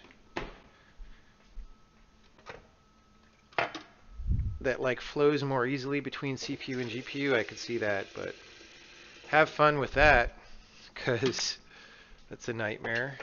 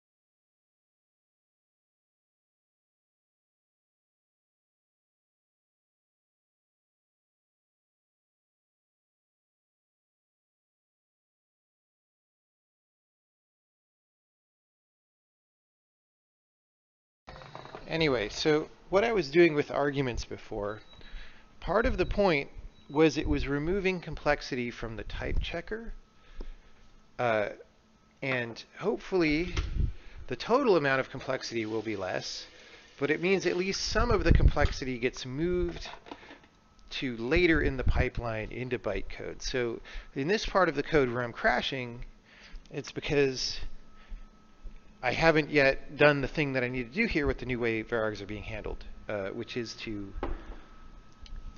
iterate over that array and do the right thing. All right, this thing is banned. You are banned, bro, forever. How come Twitch is not... How come I can't click on Stay Hydrated bot? Oh, the window's up there. Ban.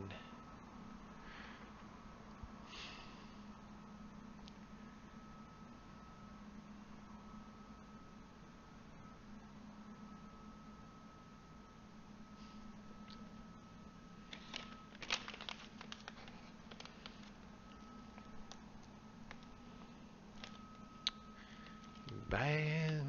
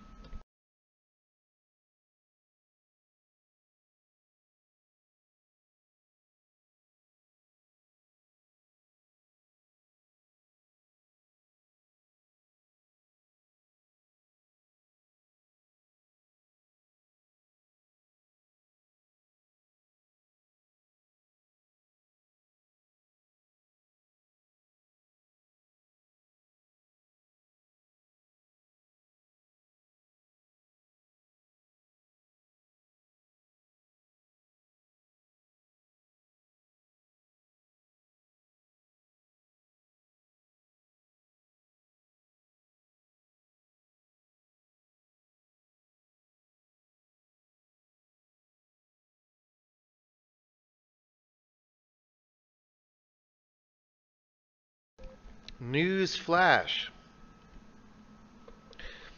Human beings evolved for hundreds of thousands of years to know when they need to drink water or not, and descended from animals that also had a great deal of evolutionary pressure to know how to drink the right amount of water, okay? So if somebody is trying to tell you you need to drink 372 glasses of water a day, even though you don't feel like you need to drink that, they're probably wrong, right? Who's more correct? The doctors who can't figure out any dietary advice and so pick up the medical fad advice of the week, or 300,000 years of evolution? Like, seriously. Yeah, exactly.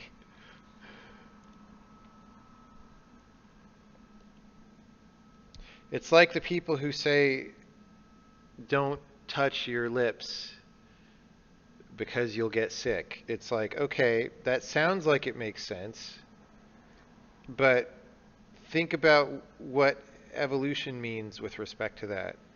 And like, have the people giving that advice ever seen a baby? What does a baby do? It's crawling around and it sticks everything in its mouth. And we evolved in an environment much, much dirtier than the standard environment that babies are in from day to day. So, like, just people don't even think about this for 10 seconds before giving advice. It's really absurd. Yeah, now it is true. Okay, so there is a true thing that, you know, our environment of food and drink these days is not what we grew up with as a species, and so it's not exactly one that we're tuned for. But then you actually, if you're going to say that everybody needs that water, you have to explain exactly why and make that case. And nobody ever does that. They just say like, oh, the human body needs blah, blah, blah amount of water.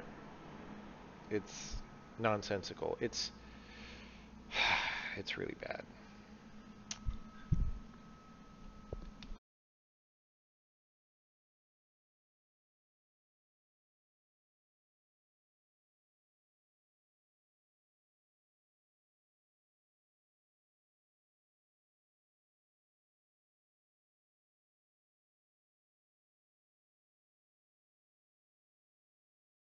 Yeah, I mean, this is the problem, right? Like, individual studies cannot be trusted, especially now because there's so much pressure for people to publish that the incentive is just to publish, right? It's not to be correct. So we kind of need to fix that whole thing, and I don't know when that's going to happen.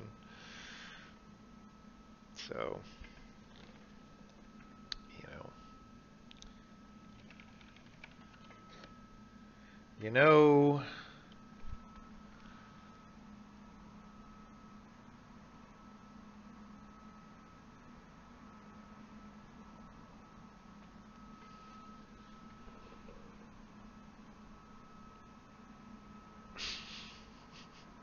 Tuscan Spring nanofiltrated water. Yes, indeed.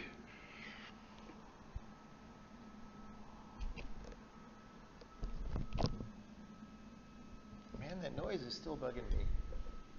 What is it?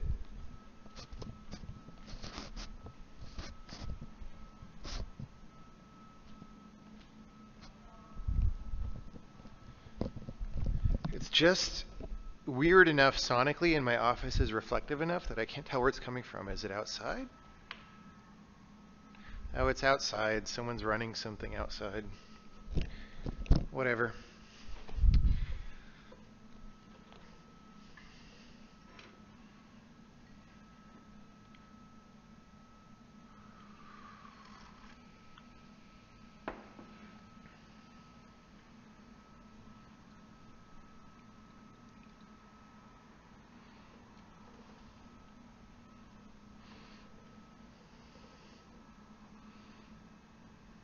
Yeah. Yep.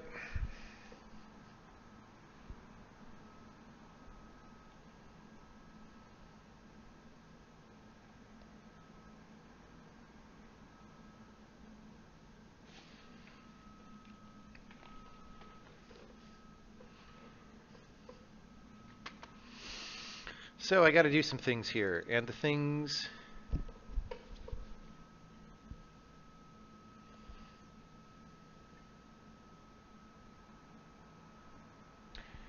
are probably different.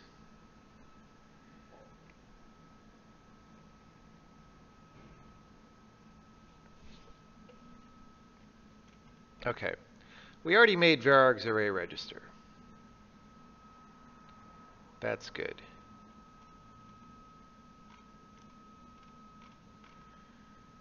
But what do we do for foreign procedures? We don't make vararg's array register if it's foreign. Okay. Here's what we're going to do.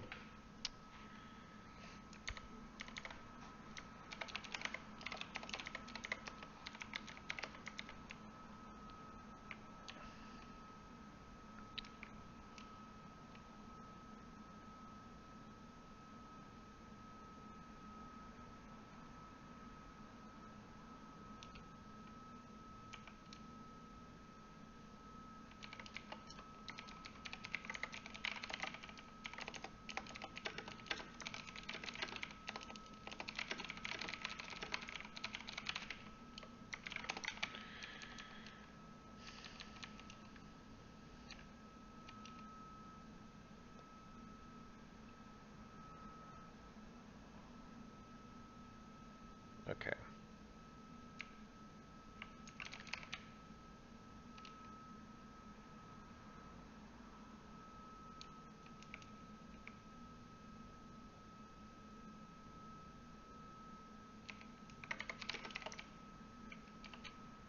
If we're foreign, we're going to do one thing.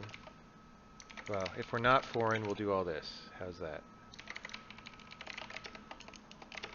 If we're not foreign, we make this array.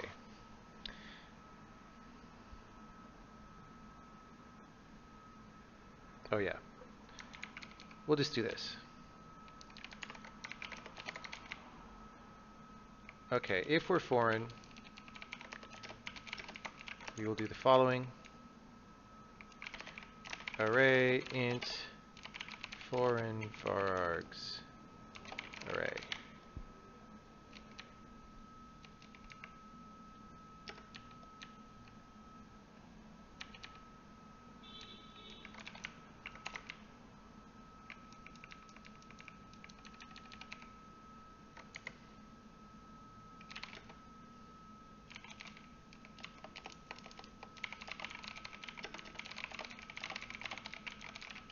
You make code for expression arg, and then to avoid a temporary array, we could do this later, but we're doing it here just to centralize the handling of args to make the code less sprawly.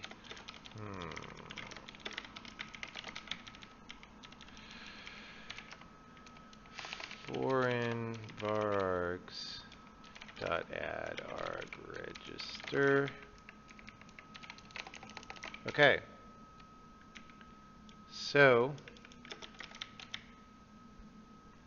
now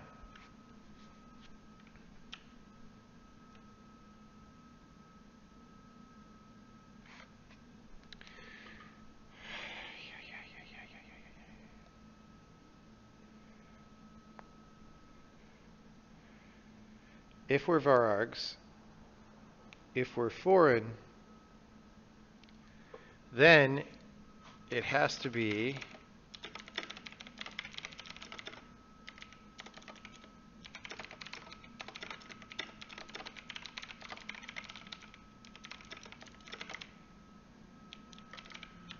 then we got to do some stuff.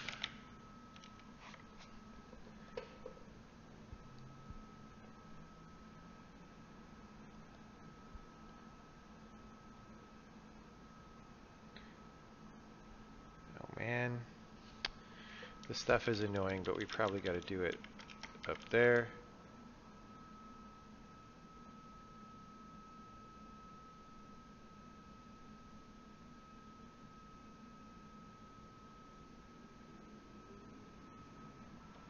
Oh my God, this is such a pain in the butt.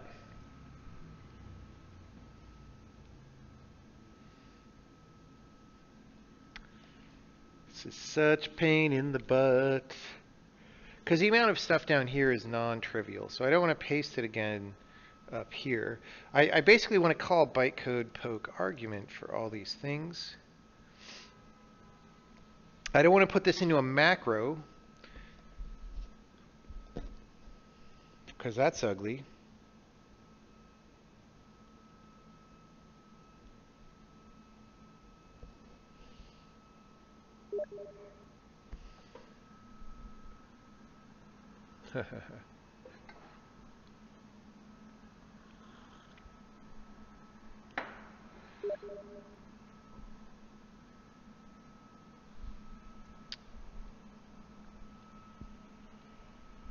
Oh, is there someone spamming in the channel?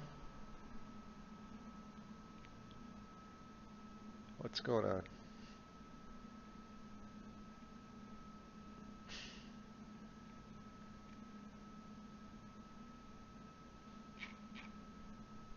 Maybe not. I don't see it.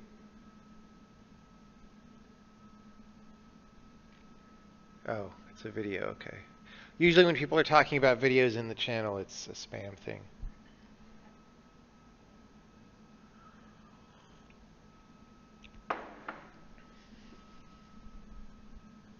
Yeah, I don't know what's happening there. Steam freaked out and it's behaving all weird.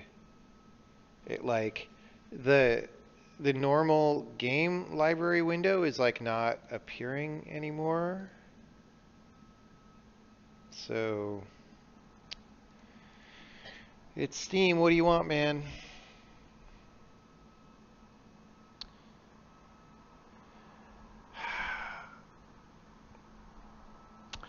I kind of don't want to do this. In the new language, this would motivate me to implement the good macro system, but C++ doesn't have good macros. I could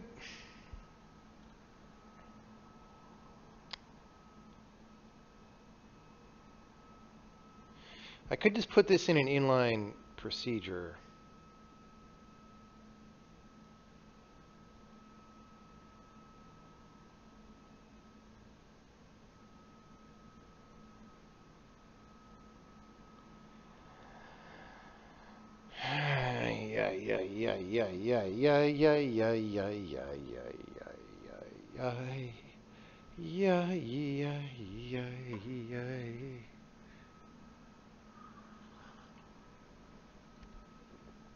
Okay.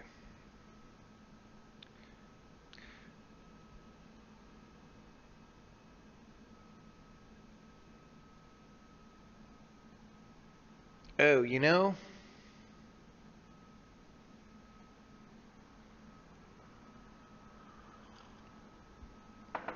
we need to, okay, by the time we're here,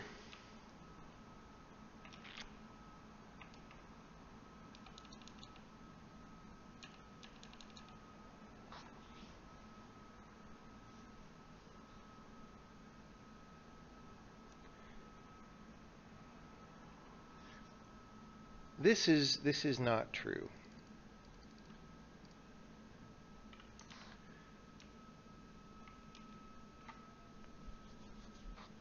This is not true.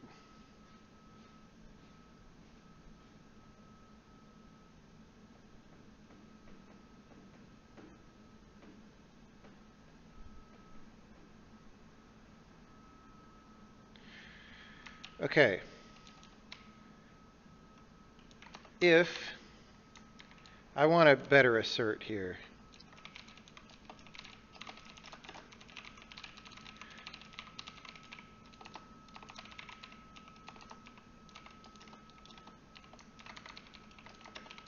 So if it's a foreign var args,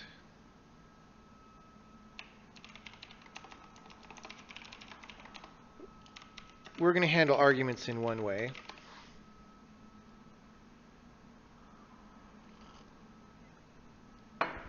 And it's going to mean assert num arguments is greater than or equal to lambda argument declarations.items, else it's equal.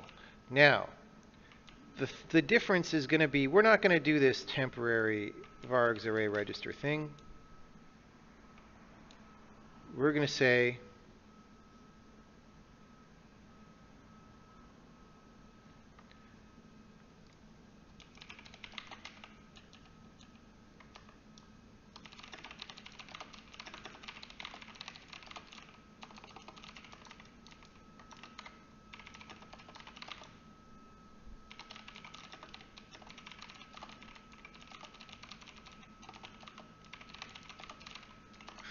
quite a long name.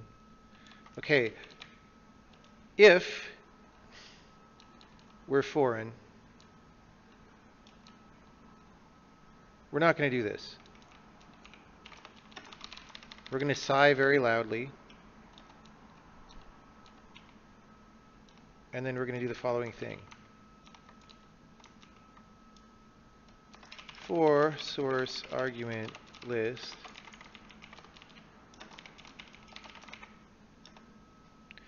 reserve memory in array first, in target array first. For everything, we're going to copy the arguments that we got, and then we're going to slap more arguments on the end. Because if you're calling out to C var args, then what do you want, man? They can only be at the end, and we're passing them to the FFI interface, and it's just a different thing than if we're handling them ourselves. So foreign vararg substitute argument list dot add it, and then for varargs info dot varargs arguments. Okay, well, we can do this if we have more than 0 varargs there. We do this. We're basically concatenating these arrays. So we put them both together into one big array.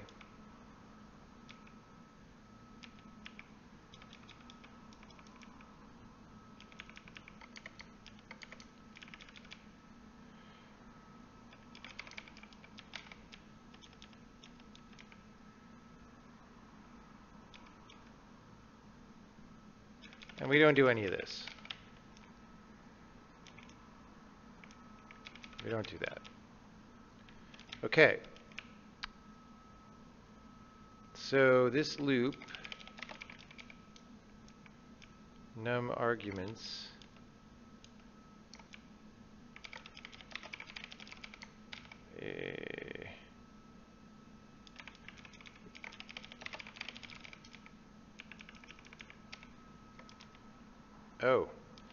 foreign substitute.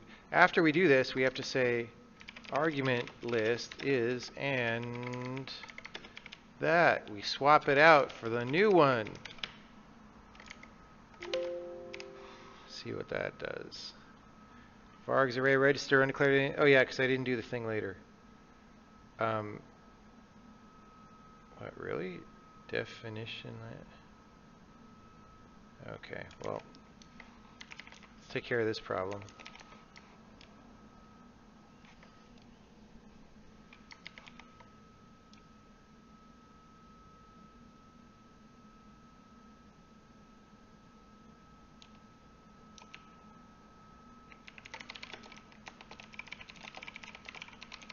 This was not supposed to go away. We need that one.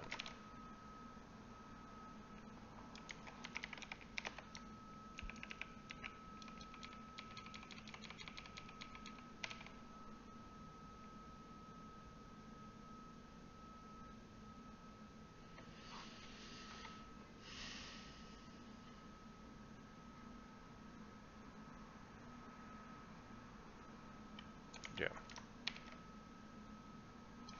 Okay, what? I thought that was it.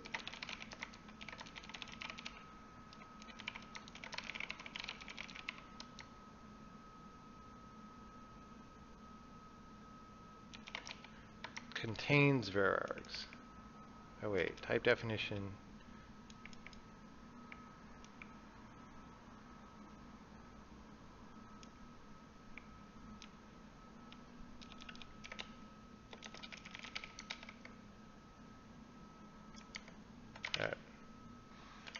whatever.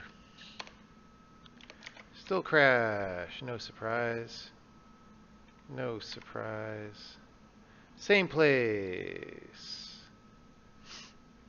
Okay.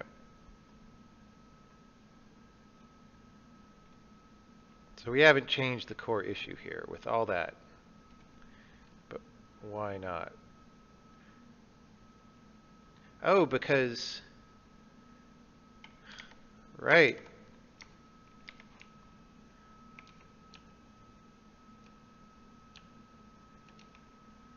Because we copied, when we copied into this temporary array, back here, we copied the null.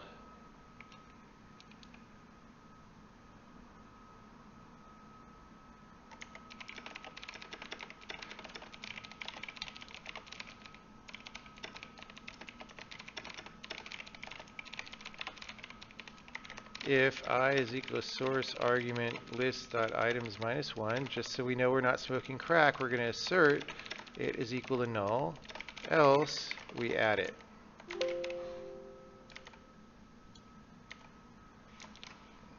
What did I goof? 4177. It's an arrow. That's a star. That's an arrow. Now what happens? Whoa! Okay. Well, it crashes when we're running it. But, you know, it compiled. Okay, here's a question. Can we run an empty main? Yes. Can we run a main with just a constant declaration? Yes. Can we run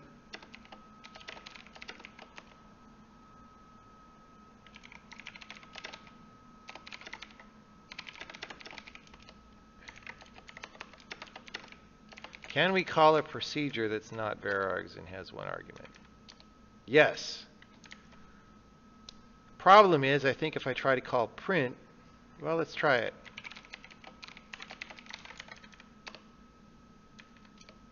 Hey, that worked.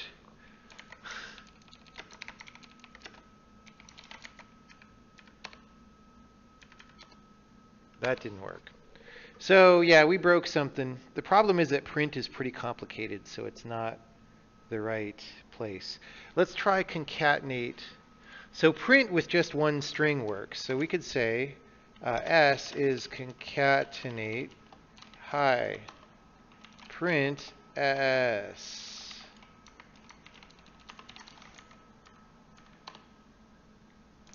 Declaration of S. Okay, that worked.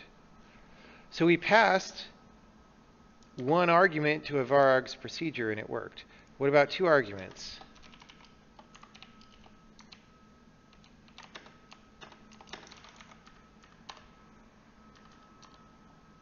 It worked. So it's only the spread that crashed it, maybe? Like we're doing the wrong thing for the spread.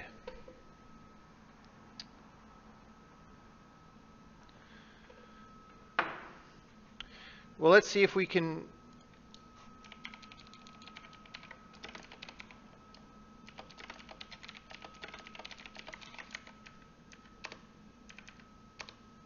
Okay, so that's good. Let's just see if we can do this.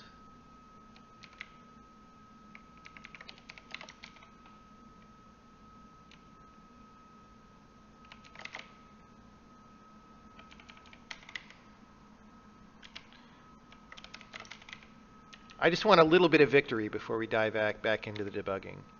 So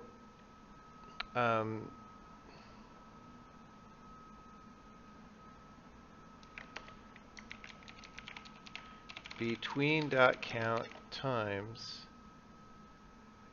inputs.count. All right.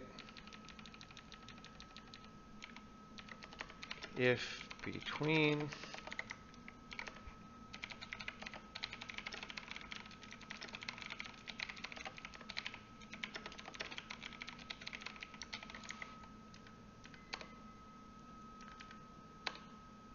okay, so S is that. T is going to be with a space. I don't know if that'll work. Oh.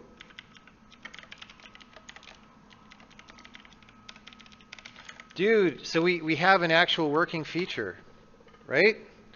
We can actually do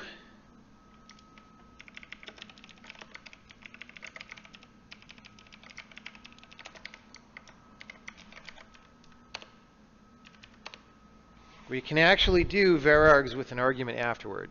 It looks like it's only spreading that's broken.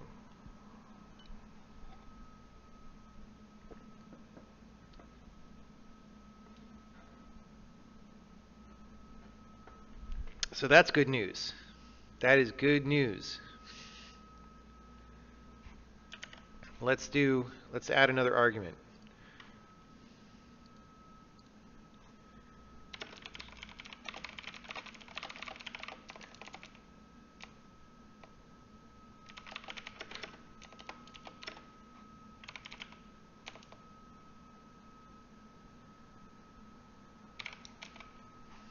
Okay, so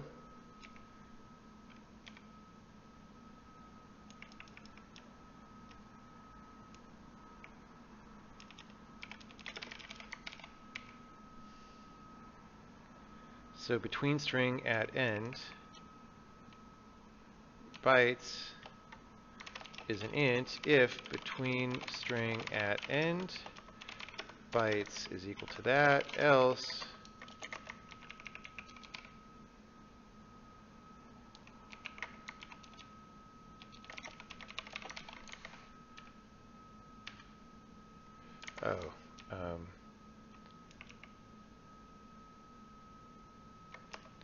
if between string at end and let's do this first. If it index is equal to inputs count -1 and no between string at end, continue. All right.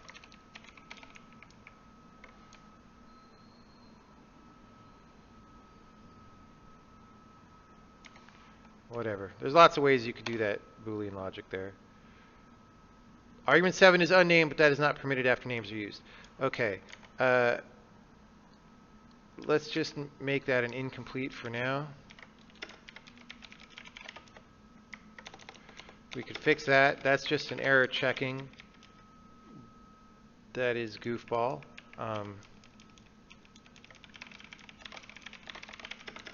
Okay.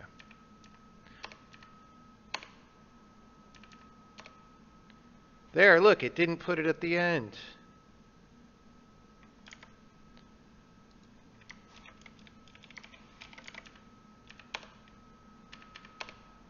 Okay, so that's the concatenate that we want, and when we get the rest of this bug out, then we'll be able to replace those messy extra concatenate routines that happen during Superstream Sunday.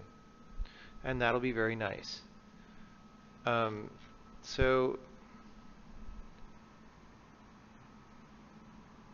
yeah.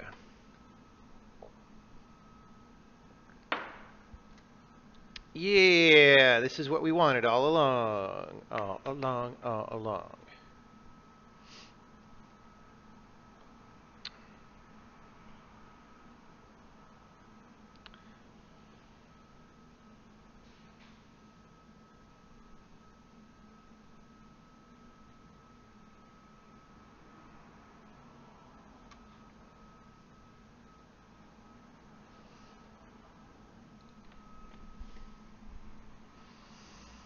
Okay. So I just got to figure out. Okay, well, so there's actually at least two potential crashes. So we know that basic varargs with native, or I mean native meaning our language, things work. We haven't tested foreign strings, and we haven't tested. Let's test the foreign stuff since I was just doing that.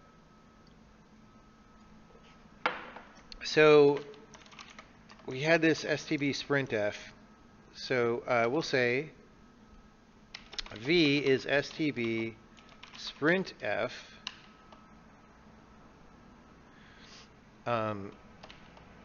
percent d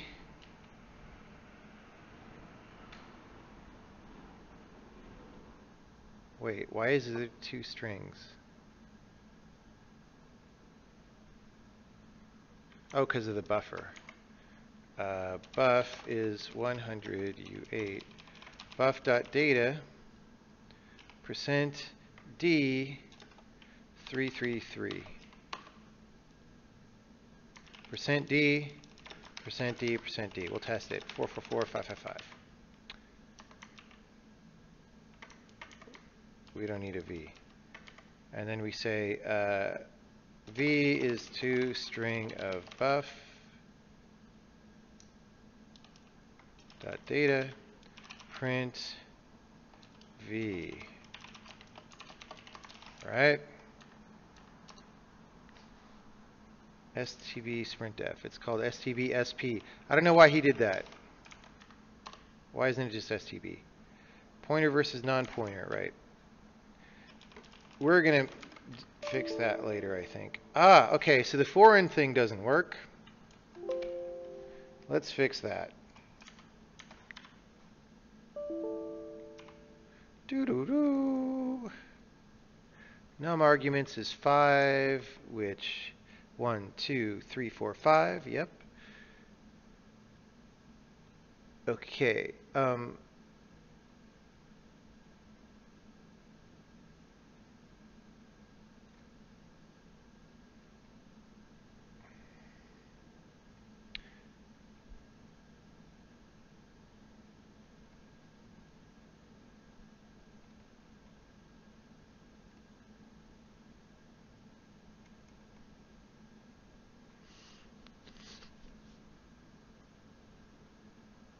What are we using argdefn for?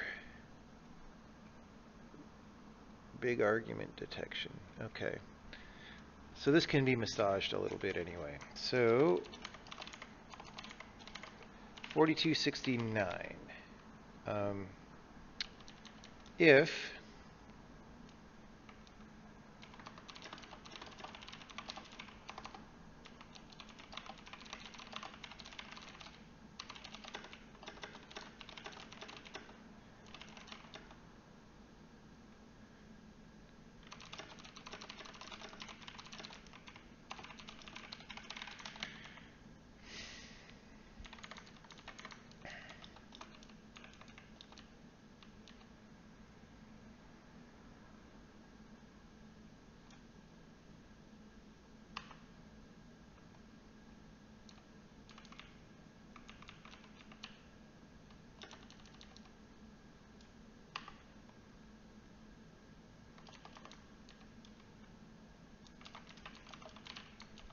Yep, all right. Doodle-doo, arg register.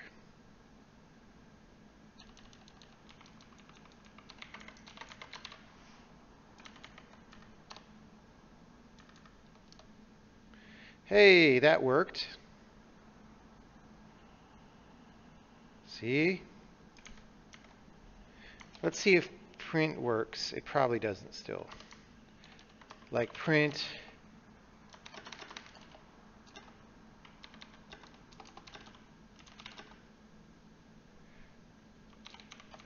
I suspect that's going to crash. Yep. So it probably uses spread, so we have to debug spread. Could I make the vargs polymorphic? Oh, well, yes, you can, but we need to test that.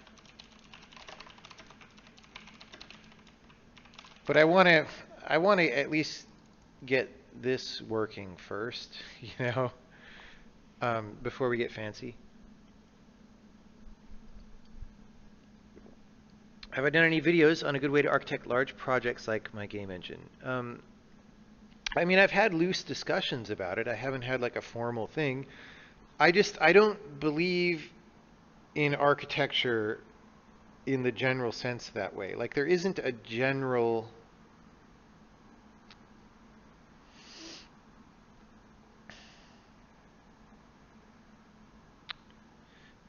I mean, I don't want to say the wrong thing or say something that's easily misinterpreted.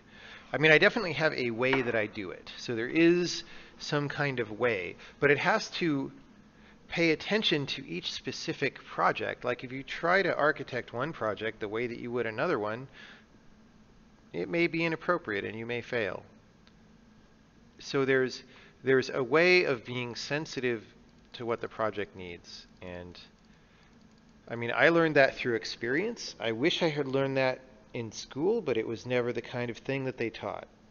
And I don't think most people teaching know how to do that, honestly. So, I don't know. I don't know. All right. So,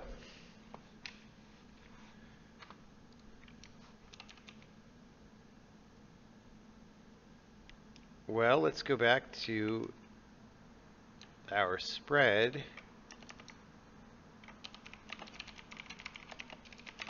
That is going to crash, right?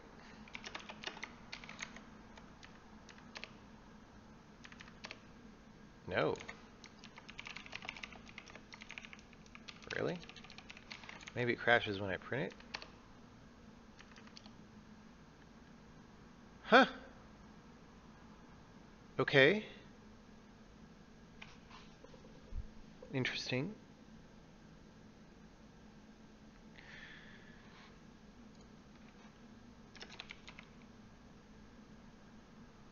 Oh, can I do this?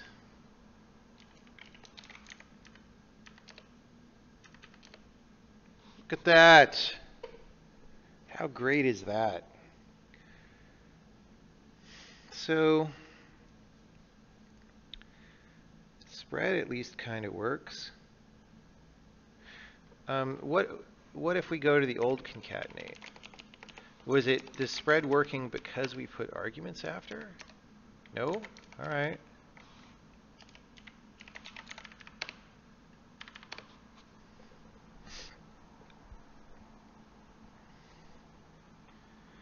Well,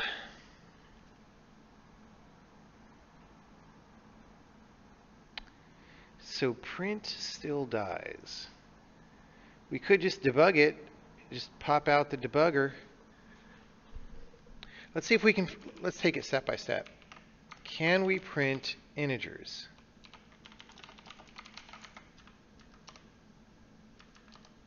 No. All right. Let's debug that.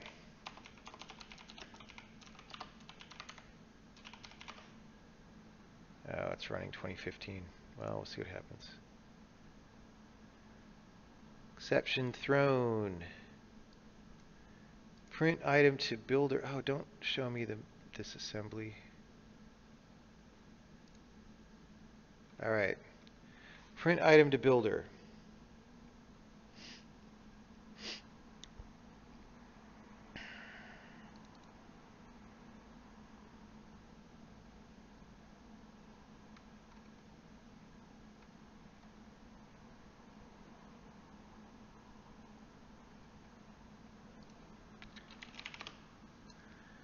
Optimized away and not available. God, we need to fix that. So the problem is the args array.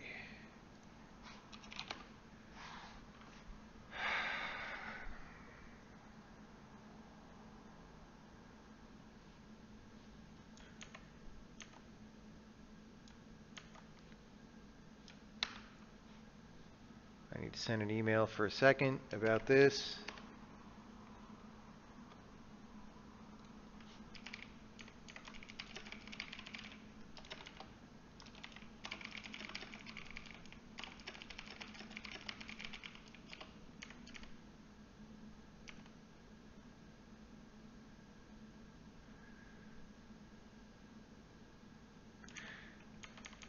There's build options. I want to see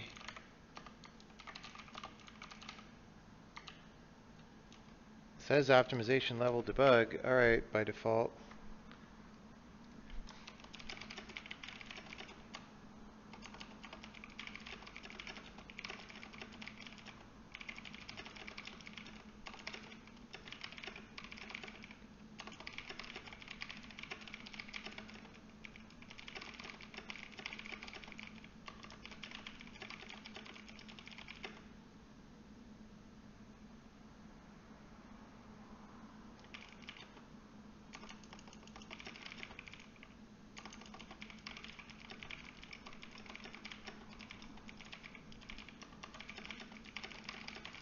We know what is going on here.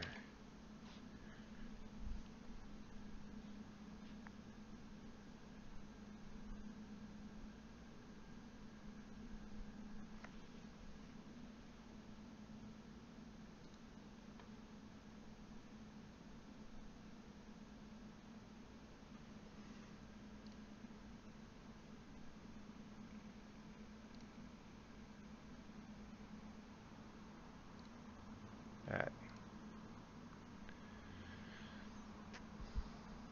What is the max var length? There isn't one. There is none.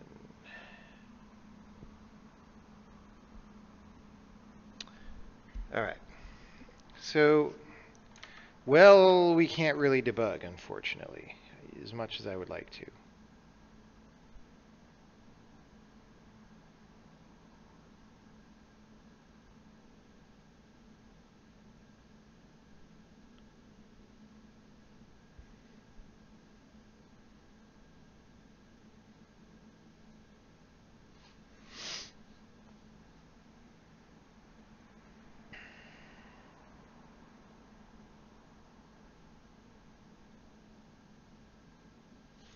What do we have for locals?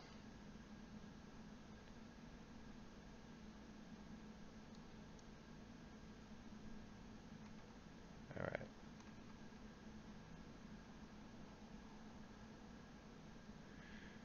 Well, fudge. I could always...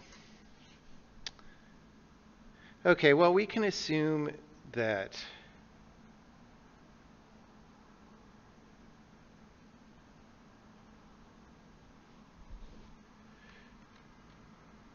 the value in args is null or something like null.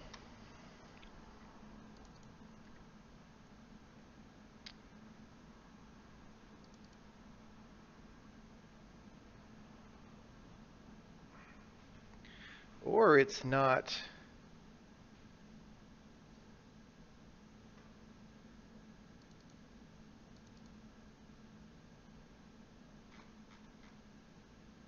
It's not getting converted to any properly.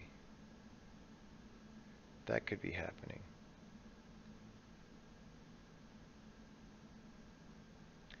Hard to say. Since we know that spreading works, let's try this.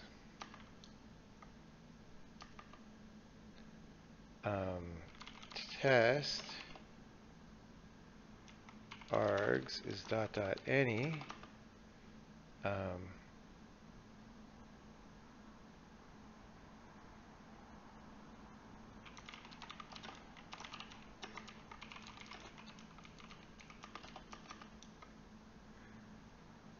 x is test of 1, 2, 3. Not x. We already have an x. H1. Okay, and we'll comment out this because it's crashing us. So I just want to see.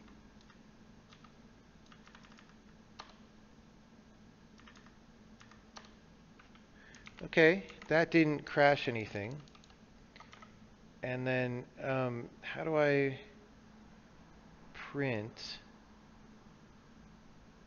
Because print crashes. Oh, I can stb sprintf. stbsp sprintf buff.data %x %d %x comma h1 dot type h1 dot data pointer. Is that what the members are called?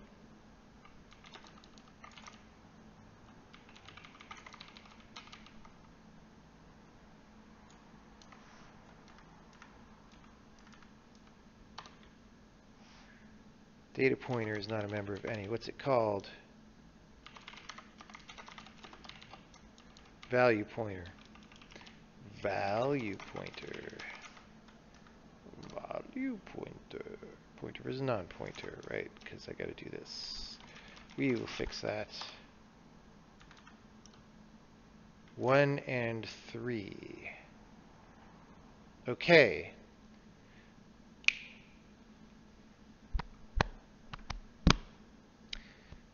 It didn't convert it to any correctly. Okay. Which means something.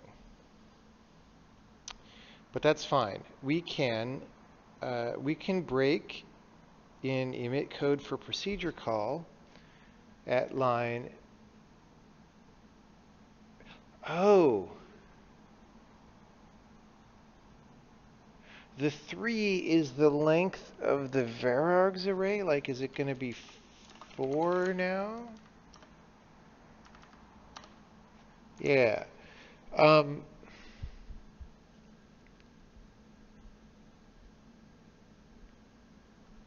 That's bad news.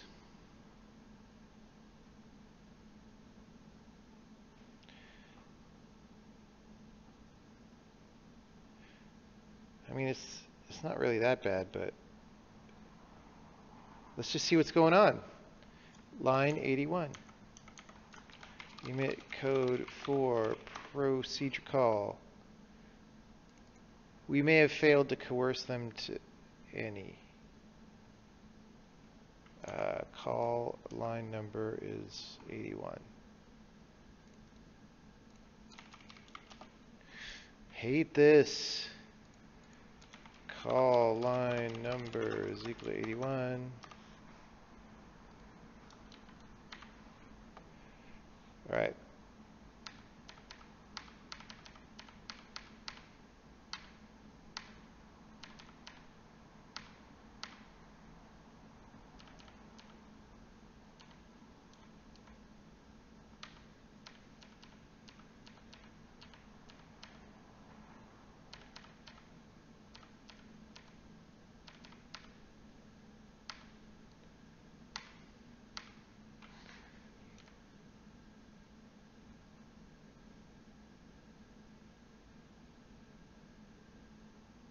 Oh. This loop, we have a procedure that we could call to do it.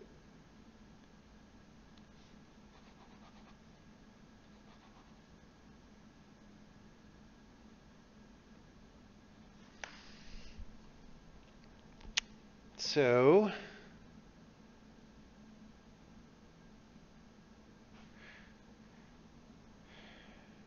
we're just finding which index is the vargs element, and it's the first one, so that's fine. We got our element type. We have 4 vargs arguments, that's correct.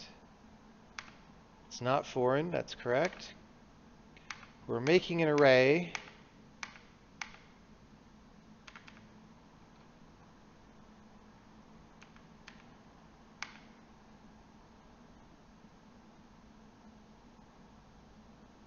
Count.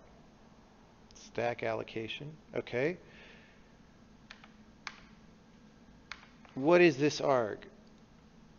I want to see that it's an any. or it's a type. It's a cast. It's a cast. It's a literal. It didn't happen. Okay. So here's the thing, right?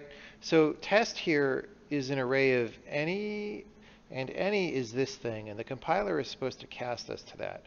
And so in the varargs case, when we need to cast to any, it's not doing it. It's leaving it as this literal. Like if I cast this to an AST literal, it'll be the number 1, right? It's a number. The value is 1. So the problem is it didn't insert the cast. And so that's also why print is crashing, because print takes args that are any as well. So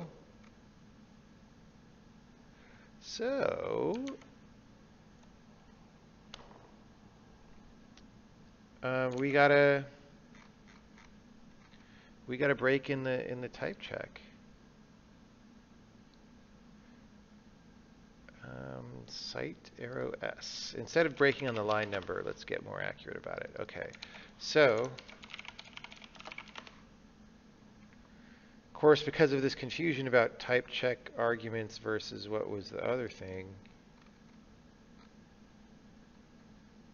Okay, type check arguments helper. We'll go to here.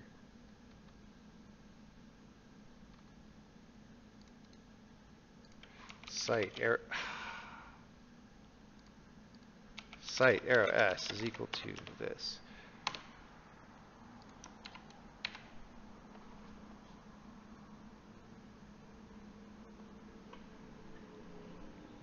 Yeah, STB helped us out. It's true. Okay. Wait, what? Is this a different?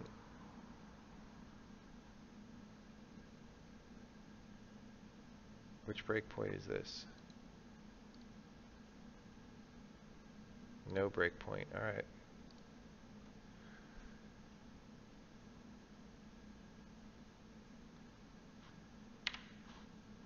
Okay. We contain varargs. We're getting the element type. That's going to be any. See, it says any on the right-hand side there, so that's good.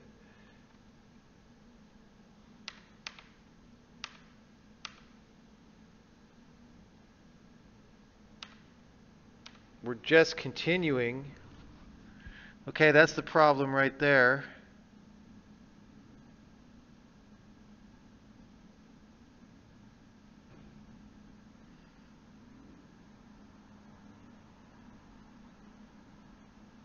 Oh no, that's not really the problem.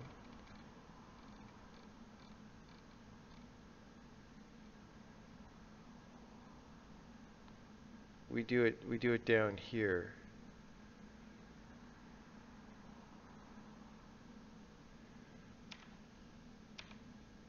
Whoa. Oh, because we continue. All right, that's not right.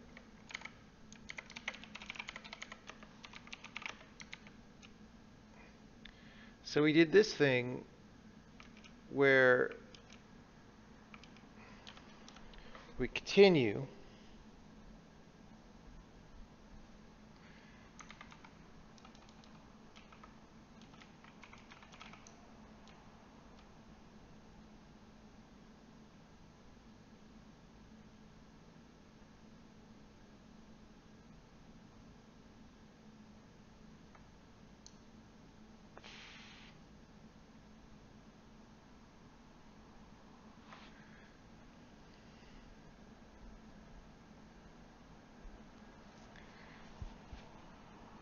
That doesn't seem right to me.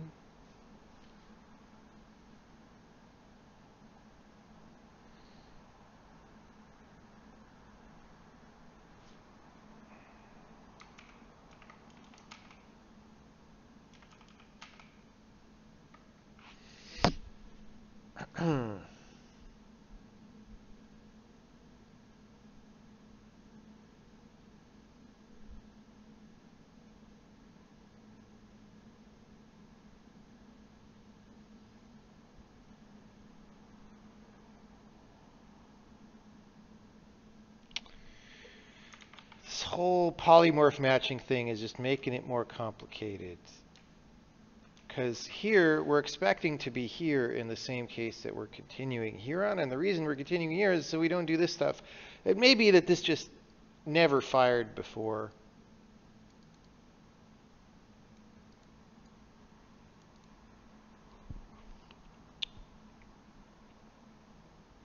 So I don't know.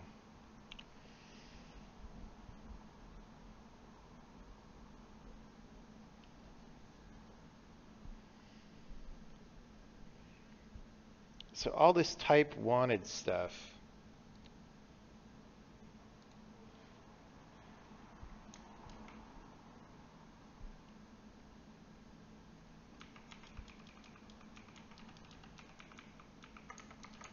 Right, it's probably that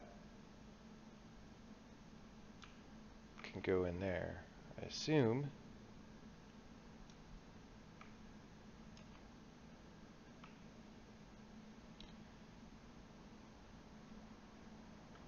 See if we can do that. Nope. Oh. Geez, we want that way down there.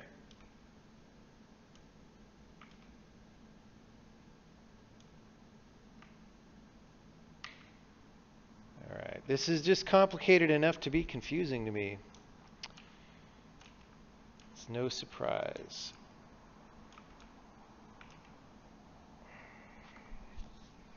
All right. So what exactly, if we're varargs, we may need to match a polymorph variable in the caller, I guess. So we do need to go here. We do need to go here.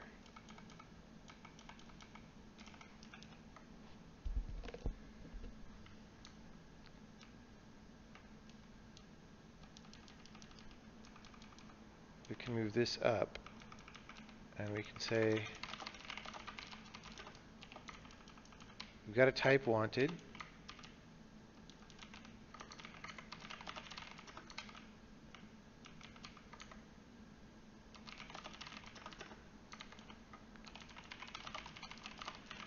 Okay. Okay.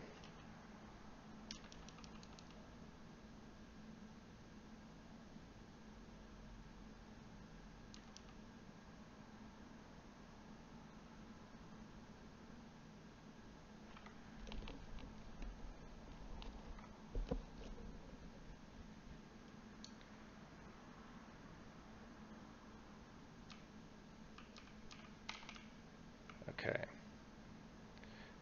So now we have a type wanted no matter what. And then when we get down here,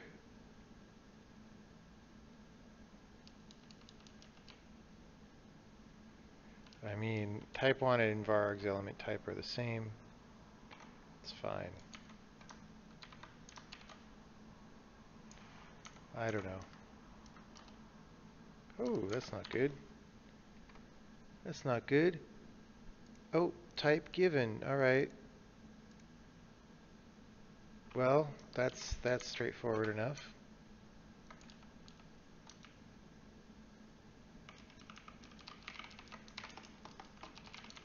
We have a type wanted and a type given. And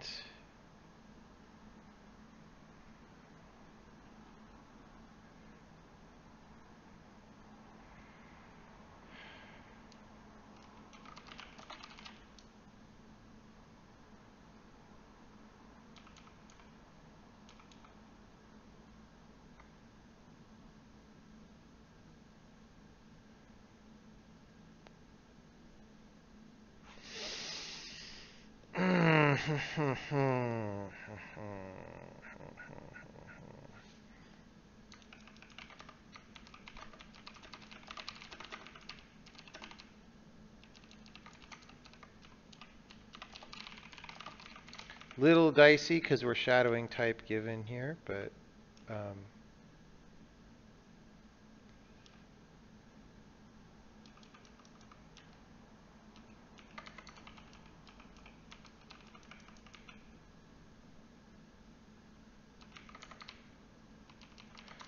So we just have to handle the fact that this could be null.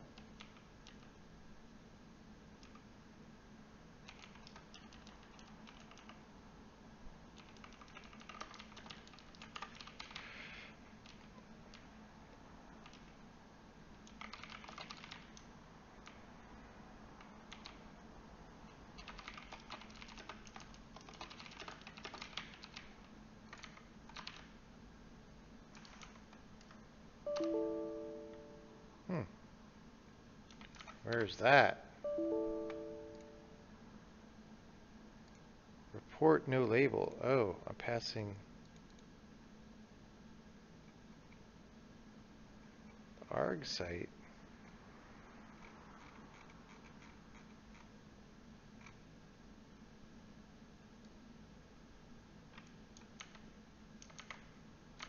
Wait, what? Where's arg site come from? Argumentless sorted sub I. Oh yeah.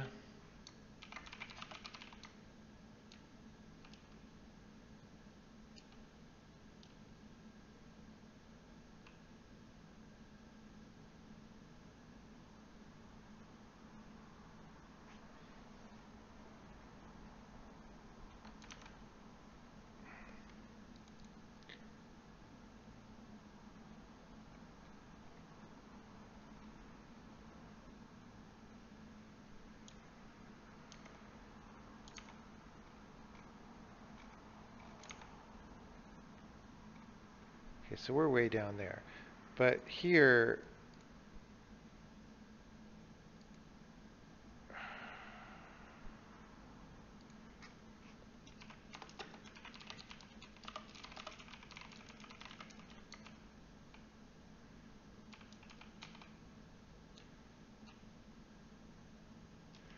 okay. Here for this error reporting,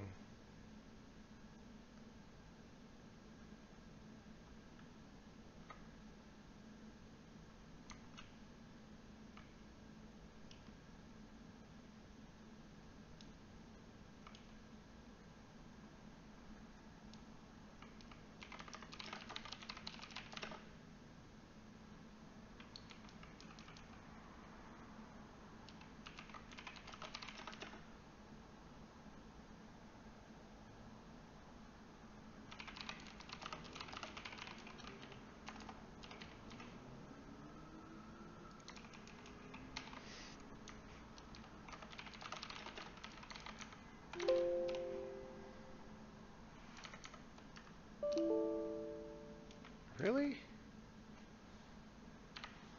Really? I hate that Windows beep so bad. Okay. Frickin', it won't tell me what line I'm on, of course. I guess I have to look here. What's the message? In checking argument %D. This Visual Studio used to do this correctly. It used to tell you what line you were on, and now it doesn't because it's written by bad people. So it's this one right here.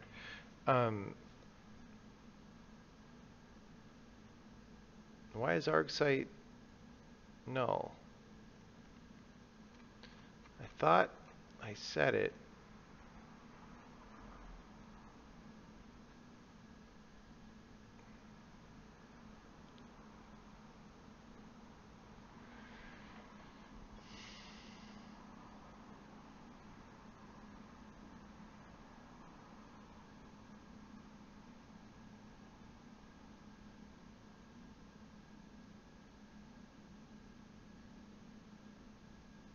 Oh no, not argument list sorted. No.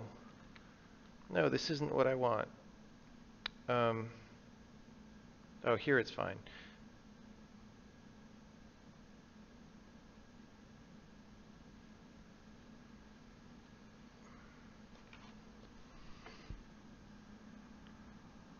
All right, I just want to step through this and see what happens.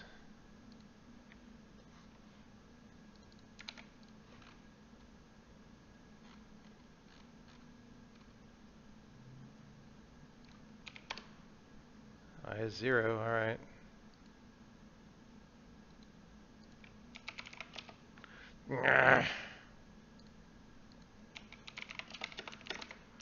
Visual Studio is made by bad people.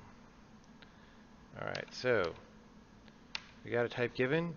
Our arg site is going to be null because we have no argument in that slot. Right? Well, locals, arg site null. Okay, that's what we expect. It's just, this is just a thing used to report an error with, so.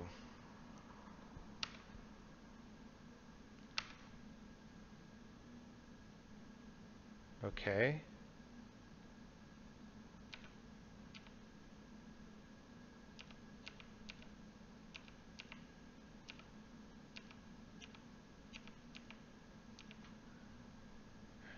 We have 5 varargs arguments.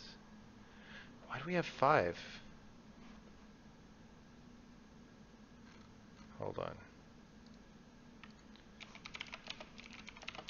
I thought we had 4. We're looking at a different call. Line 51. Oh, 5.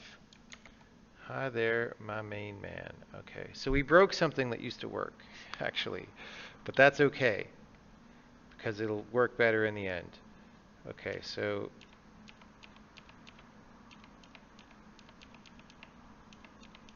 did my condition not go in? No, it did. All right.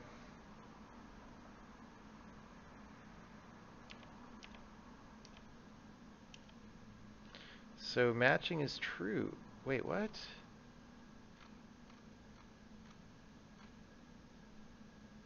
Oh, we never set it to true?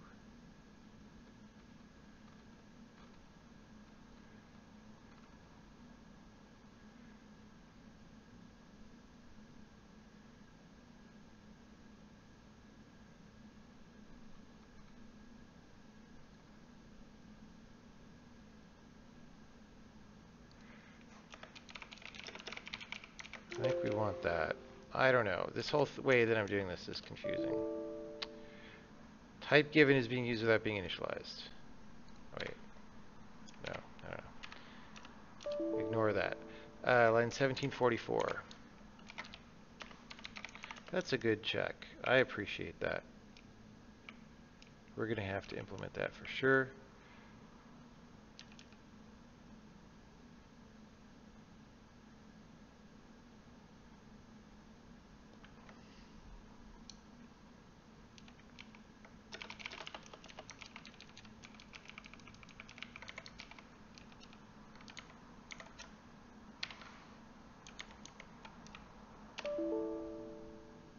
Type 1, it is used with that. Okay.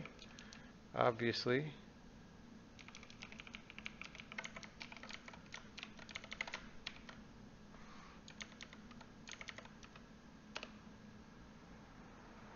Cannot cast this to a number. Wanted float 64.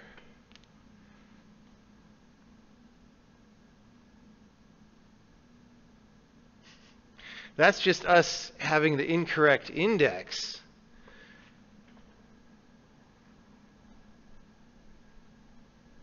How'd we do that? It used to be right. Dag nabbit.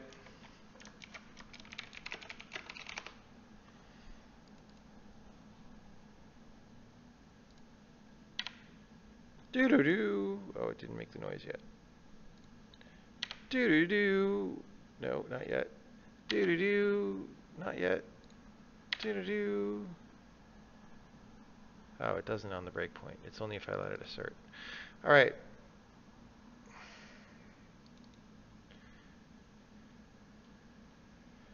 Oh, I should have.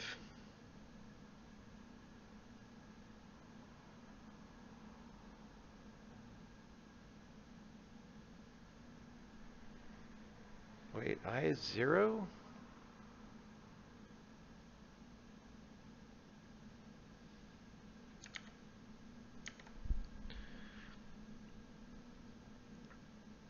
Oh, it's doing that float 64 thing in here. Why?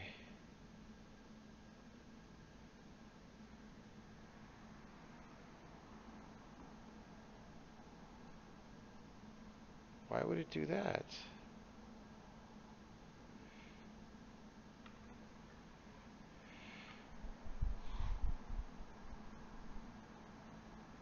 Okay, wait. Wait.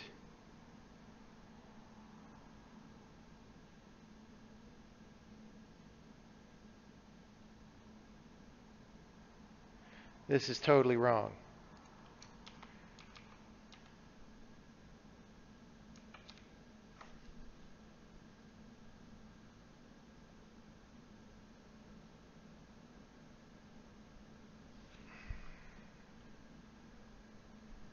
Remember, if it's foreign, we just splat them all into the main thing.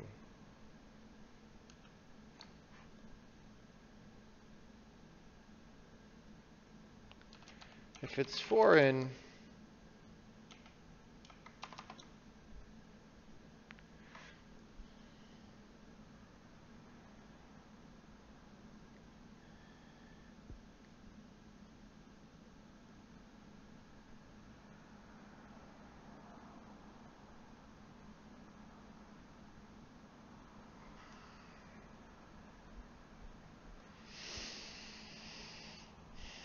okay.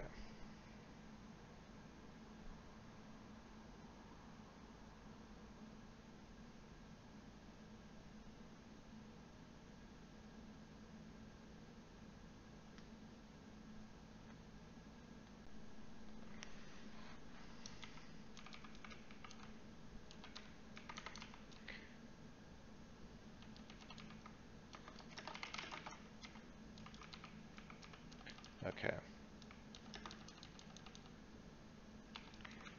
If it's foreign, we don't need to do this inner loop.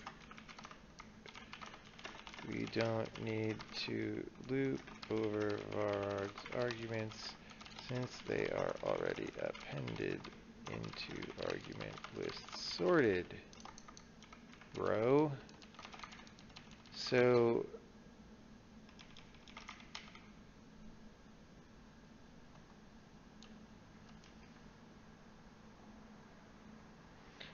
else, we do need to do that if it's not foreign.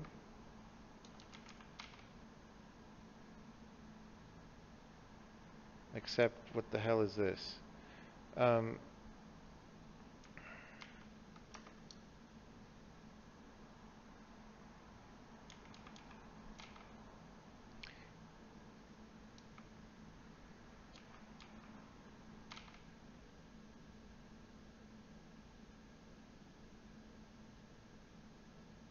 Something like that. Oh, I missed a parentheses.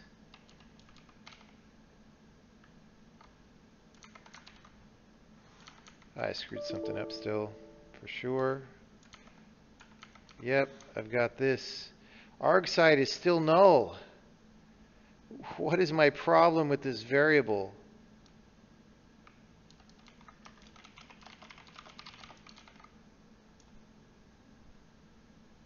Oh.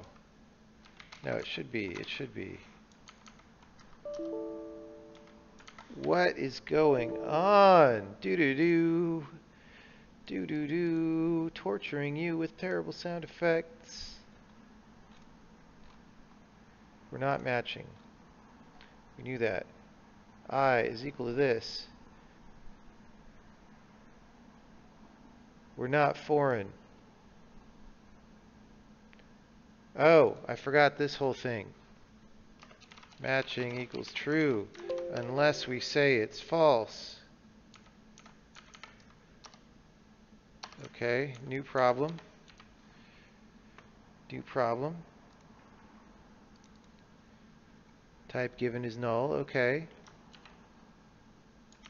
Because we didn't set it up there because we forgot about this.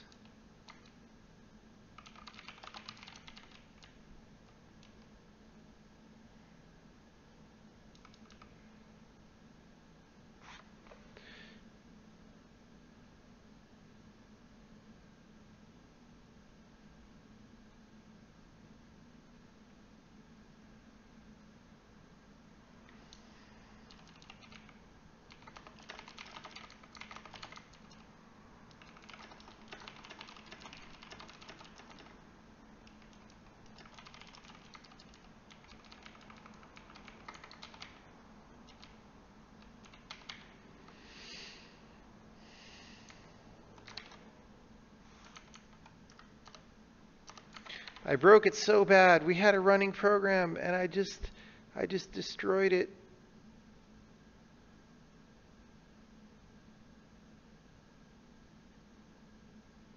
Oh, I just checked to see if it's null and then I'm dereferencing it right there. Wait. If it's foreign, this should never happen. This should never happen. So we have a further up the pipe problem.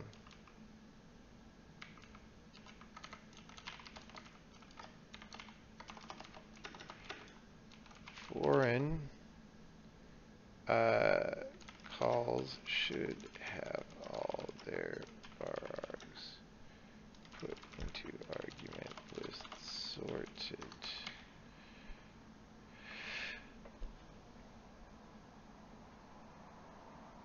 Maybe it was a mistake to do it. No, it's fine. It's fine.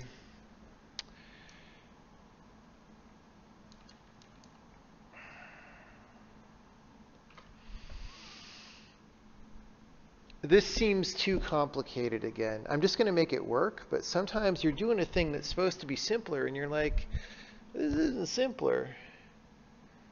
This ain't simpler than what I... So I think we're going to do a new design. I'm writing on this piece of paper, simplify varargs again, because it just shouldn't be this complicated. But in the meantime, we're going to fix it.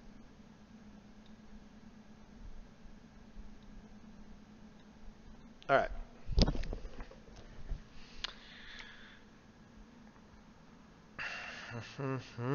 Too complicated. It's too complicated. It's too complicated.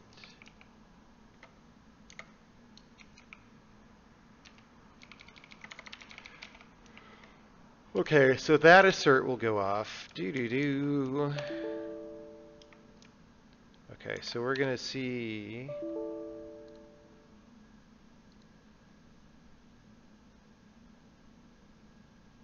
why.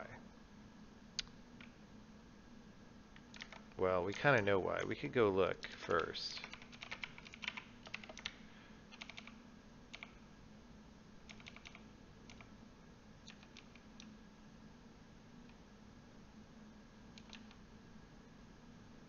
Oh, sort arguments.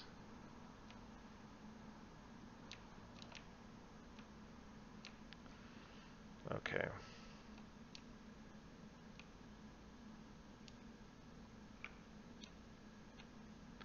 Else, okay, if, oops,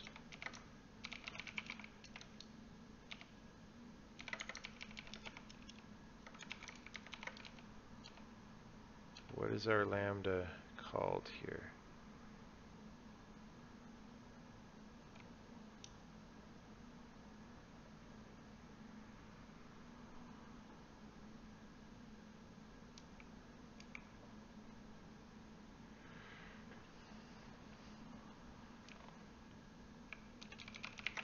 Is foreign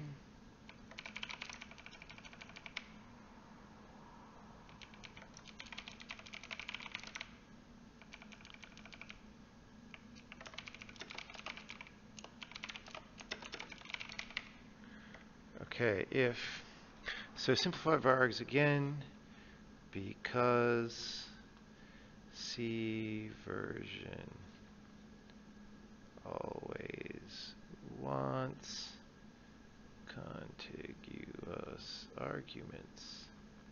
Yeah, I thought this would be better, and it ain't. It ain't. It ain't.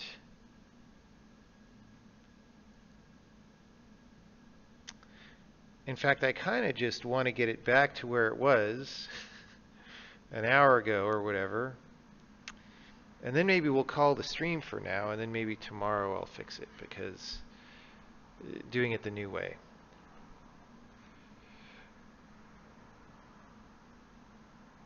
I don't know. I don't know, man. Yeah, I don't know.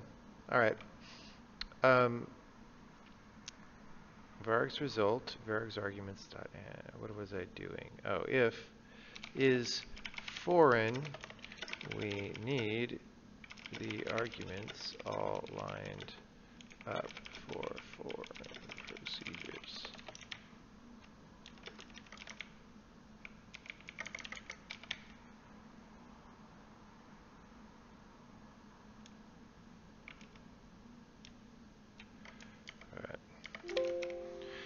The thing that makes it complicated is that, so for that one loop to be not ugly,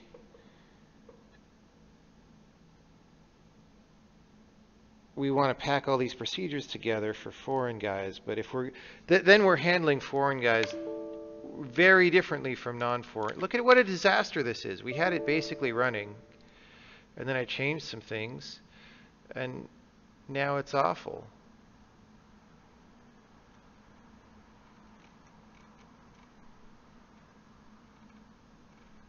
Now it's just breaking everywhere. I'm just ready to throw this out the window and start over, honestly.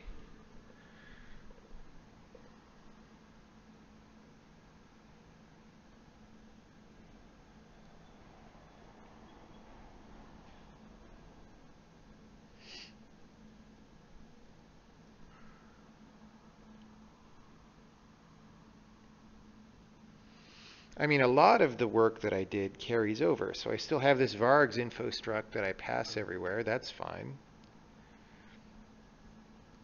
What's in it becomes a little bit different.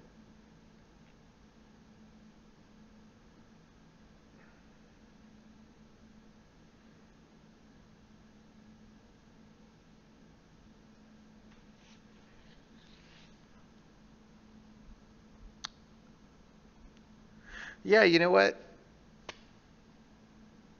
This is broken enough. It was working almost great, but it's broken enough right now. And I'm unsatisfied enough with how complicated it is that I'm not even going to make this one work. I am going to come back tomorrow and change the design again, I think. And maybe I'll find that that design isn't any better. But sometimes it's just better to do that. Like, my real goal is not to have this working as soon as possible, right? It's to have it working reasonably soon, but with a good result that's easy to build on in the future. And I feel like that may not be happening here. No, although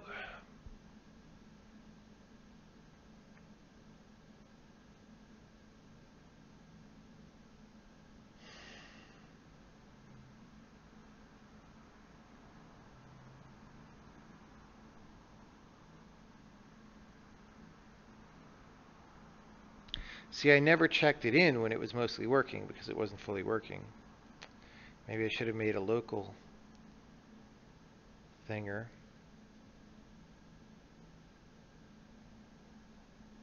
Because I really actually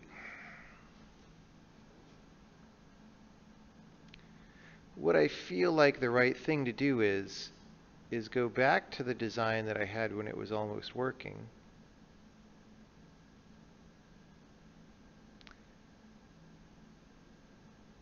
In which the foreign and the not foreign were treated the same. And then just that last loop there, I did this all because that one last loop, it seemed ugly and I didn't like how it was coming out. But to fix that makes everything else ugly. You've looked at all these things I've had to change to make the code not assert and freak out. And I have to say I don't like it. So I actually don't know which design direction I'm going to take it in, but I'm going to sleep on it and let myself figure it out because so one way to do it is go back to where it was almost working and then just do a little bit more in that bytecode builder loop, which seems like actually the best answer to me. The other way to do it is to go back more like it worked originally, which you guys didn't see that code, but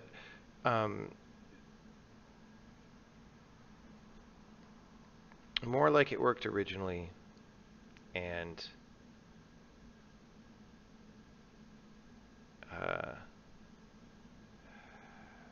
you know, just have different information in the vargs info struct, and that would be fine, except I don't think that's going to be that much simpler than it was originally, and maybe a little bit, but I kind of know what that looked like, and I didn't like it, and I kind of know what this is looking like now, and I don't like it. So the optimum point was earlier tonight.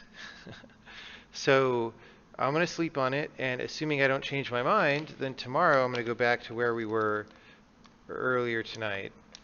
I mean, I didn't check it in, so I just have to remake a bunch of those changes, or reverse a bunch of the changes I just made over the past hour, or half an hour, or 45 minutes, whatever it was. And then just handle it in that final loop. Okay, wait.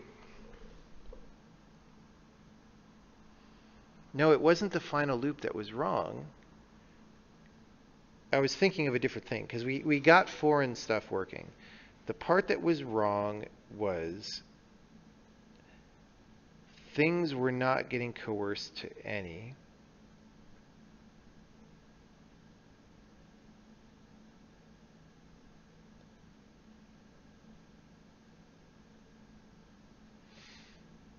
Oh, but it's also, right. Things were not getting coerced to any, and in fixing that, we changed a bunch of things. But it's made more complicated by the fact that we made that decision. So even though we made foreign stuff work, we made that decision about how to make it work.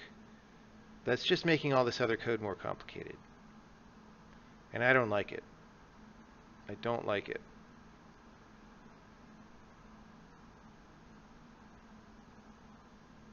Especially, like, calling out into foreign language procedures that are varargs is such a tiny use case of the language that to really complicate everything else because of that is bananas. So if that by itself is complicated and it's off in a corner somewhere being complicated, that's fine. But if it pollutes everything else, that's not so fine. So that's what I think about all this. Any final questions before I sign off and come back tomorrow brand new and awake and so forth?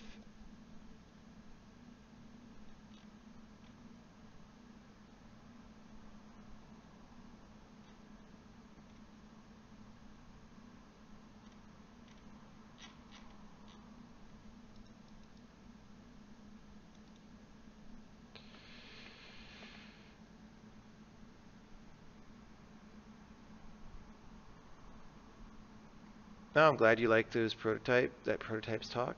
Right on. Yeah, thanks everybody.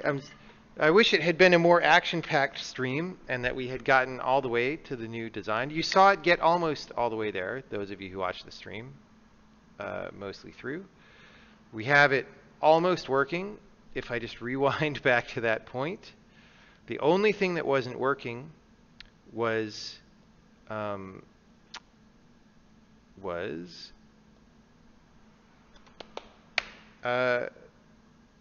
casting to any. And that just turned into a big disaster trying to fix that. So we will undisaster that and it'll be good.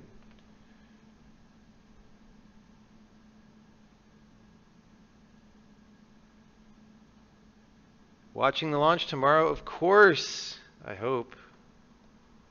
See you guys later.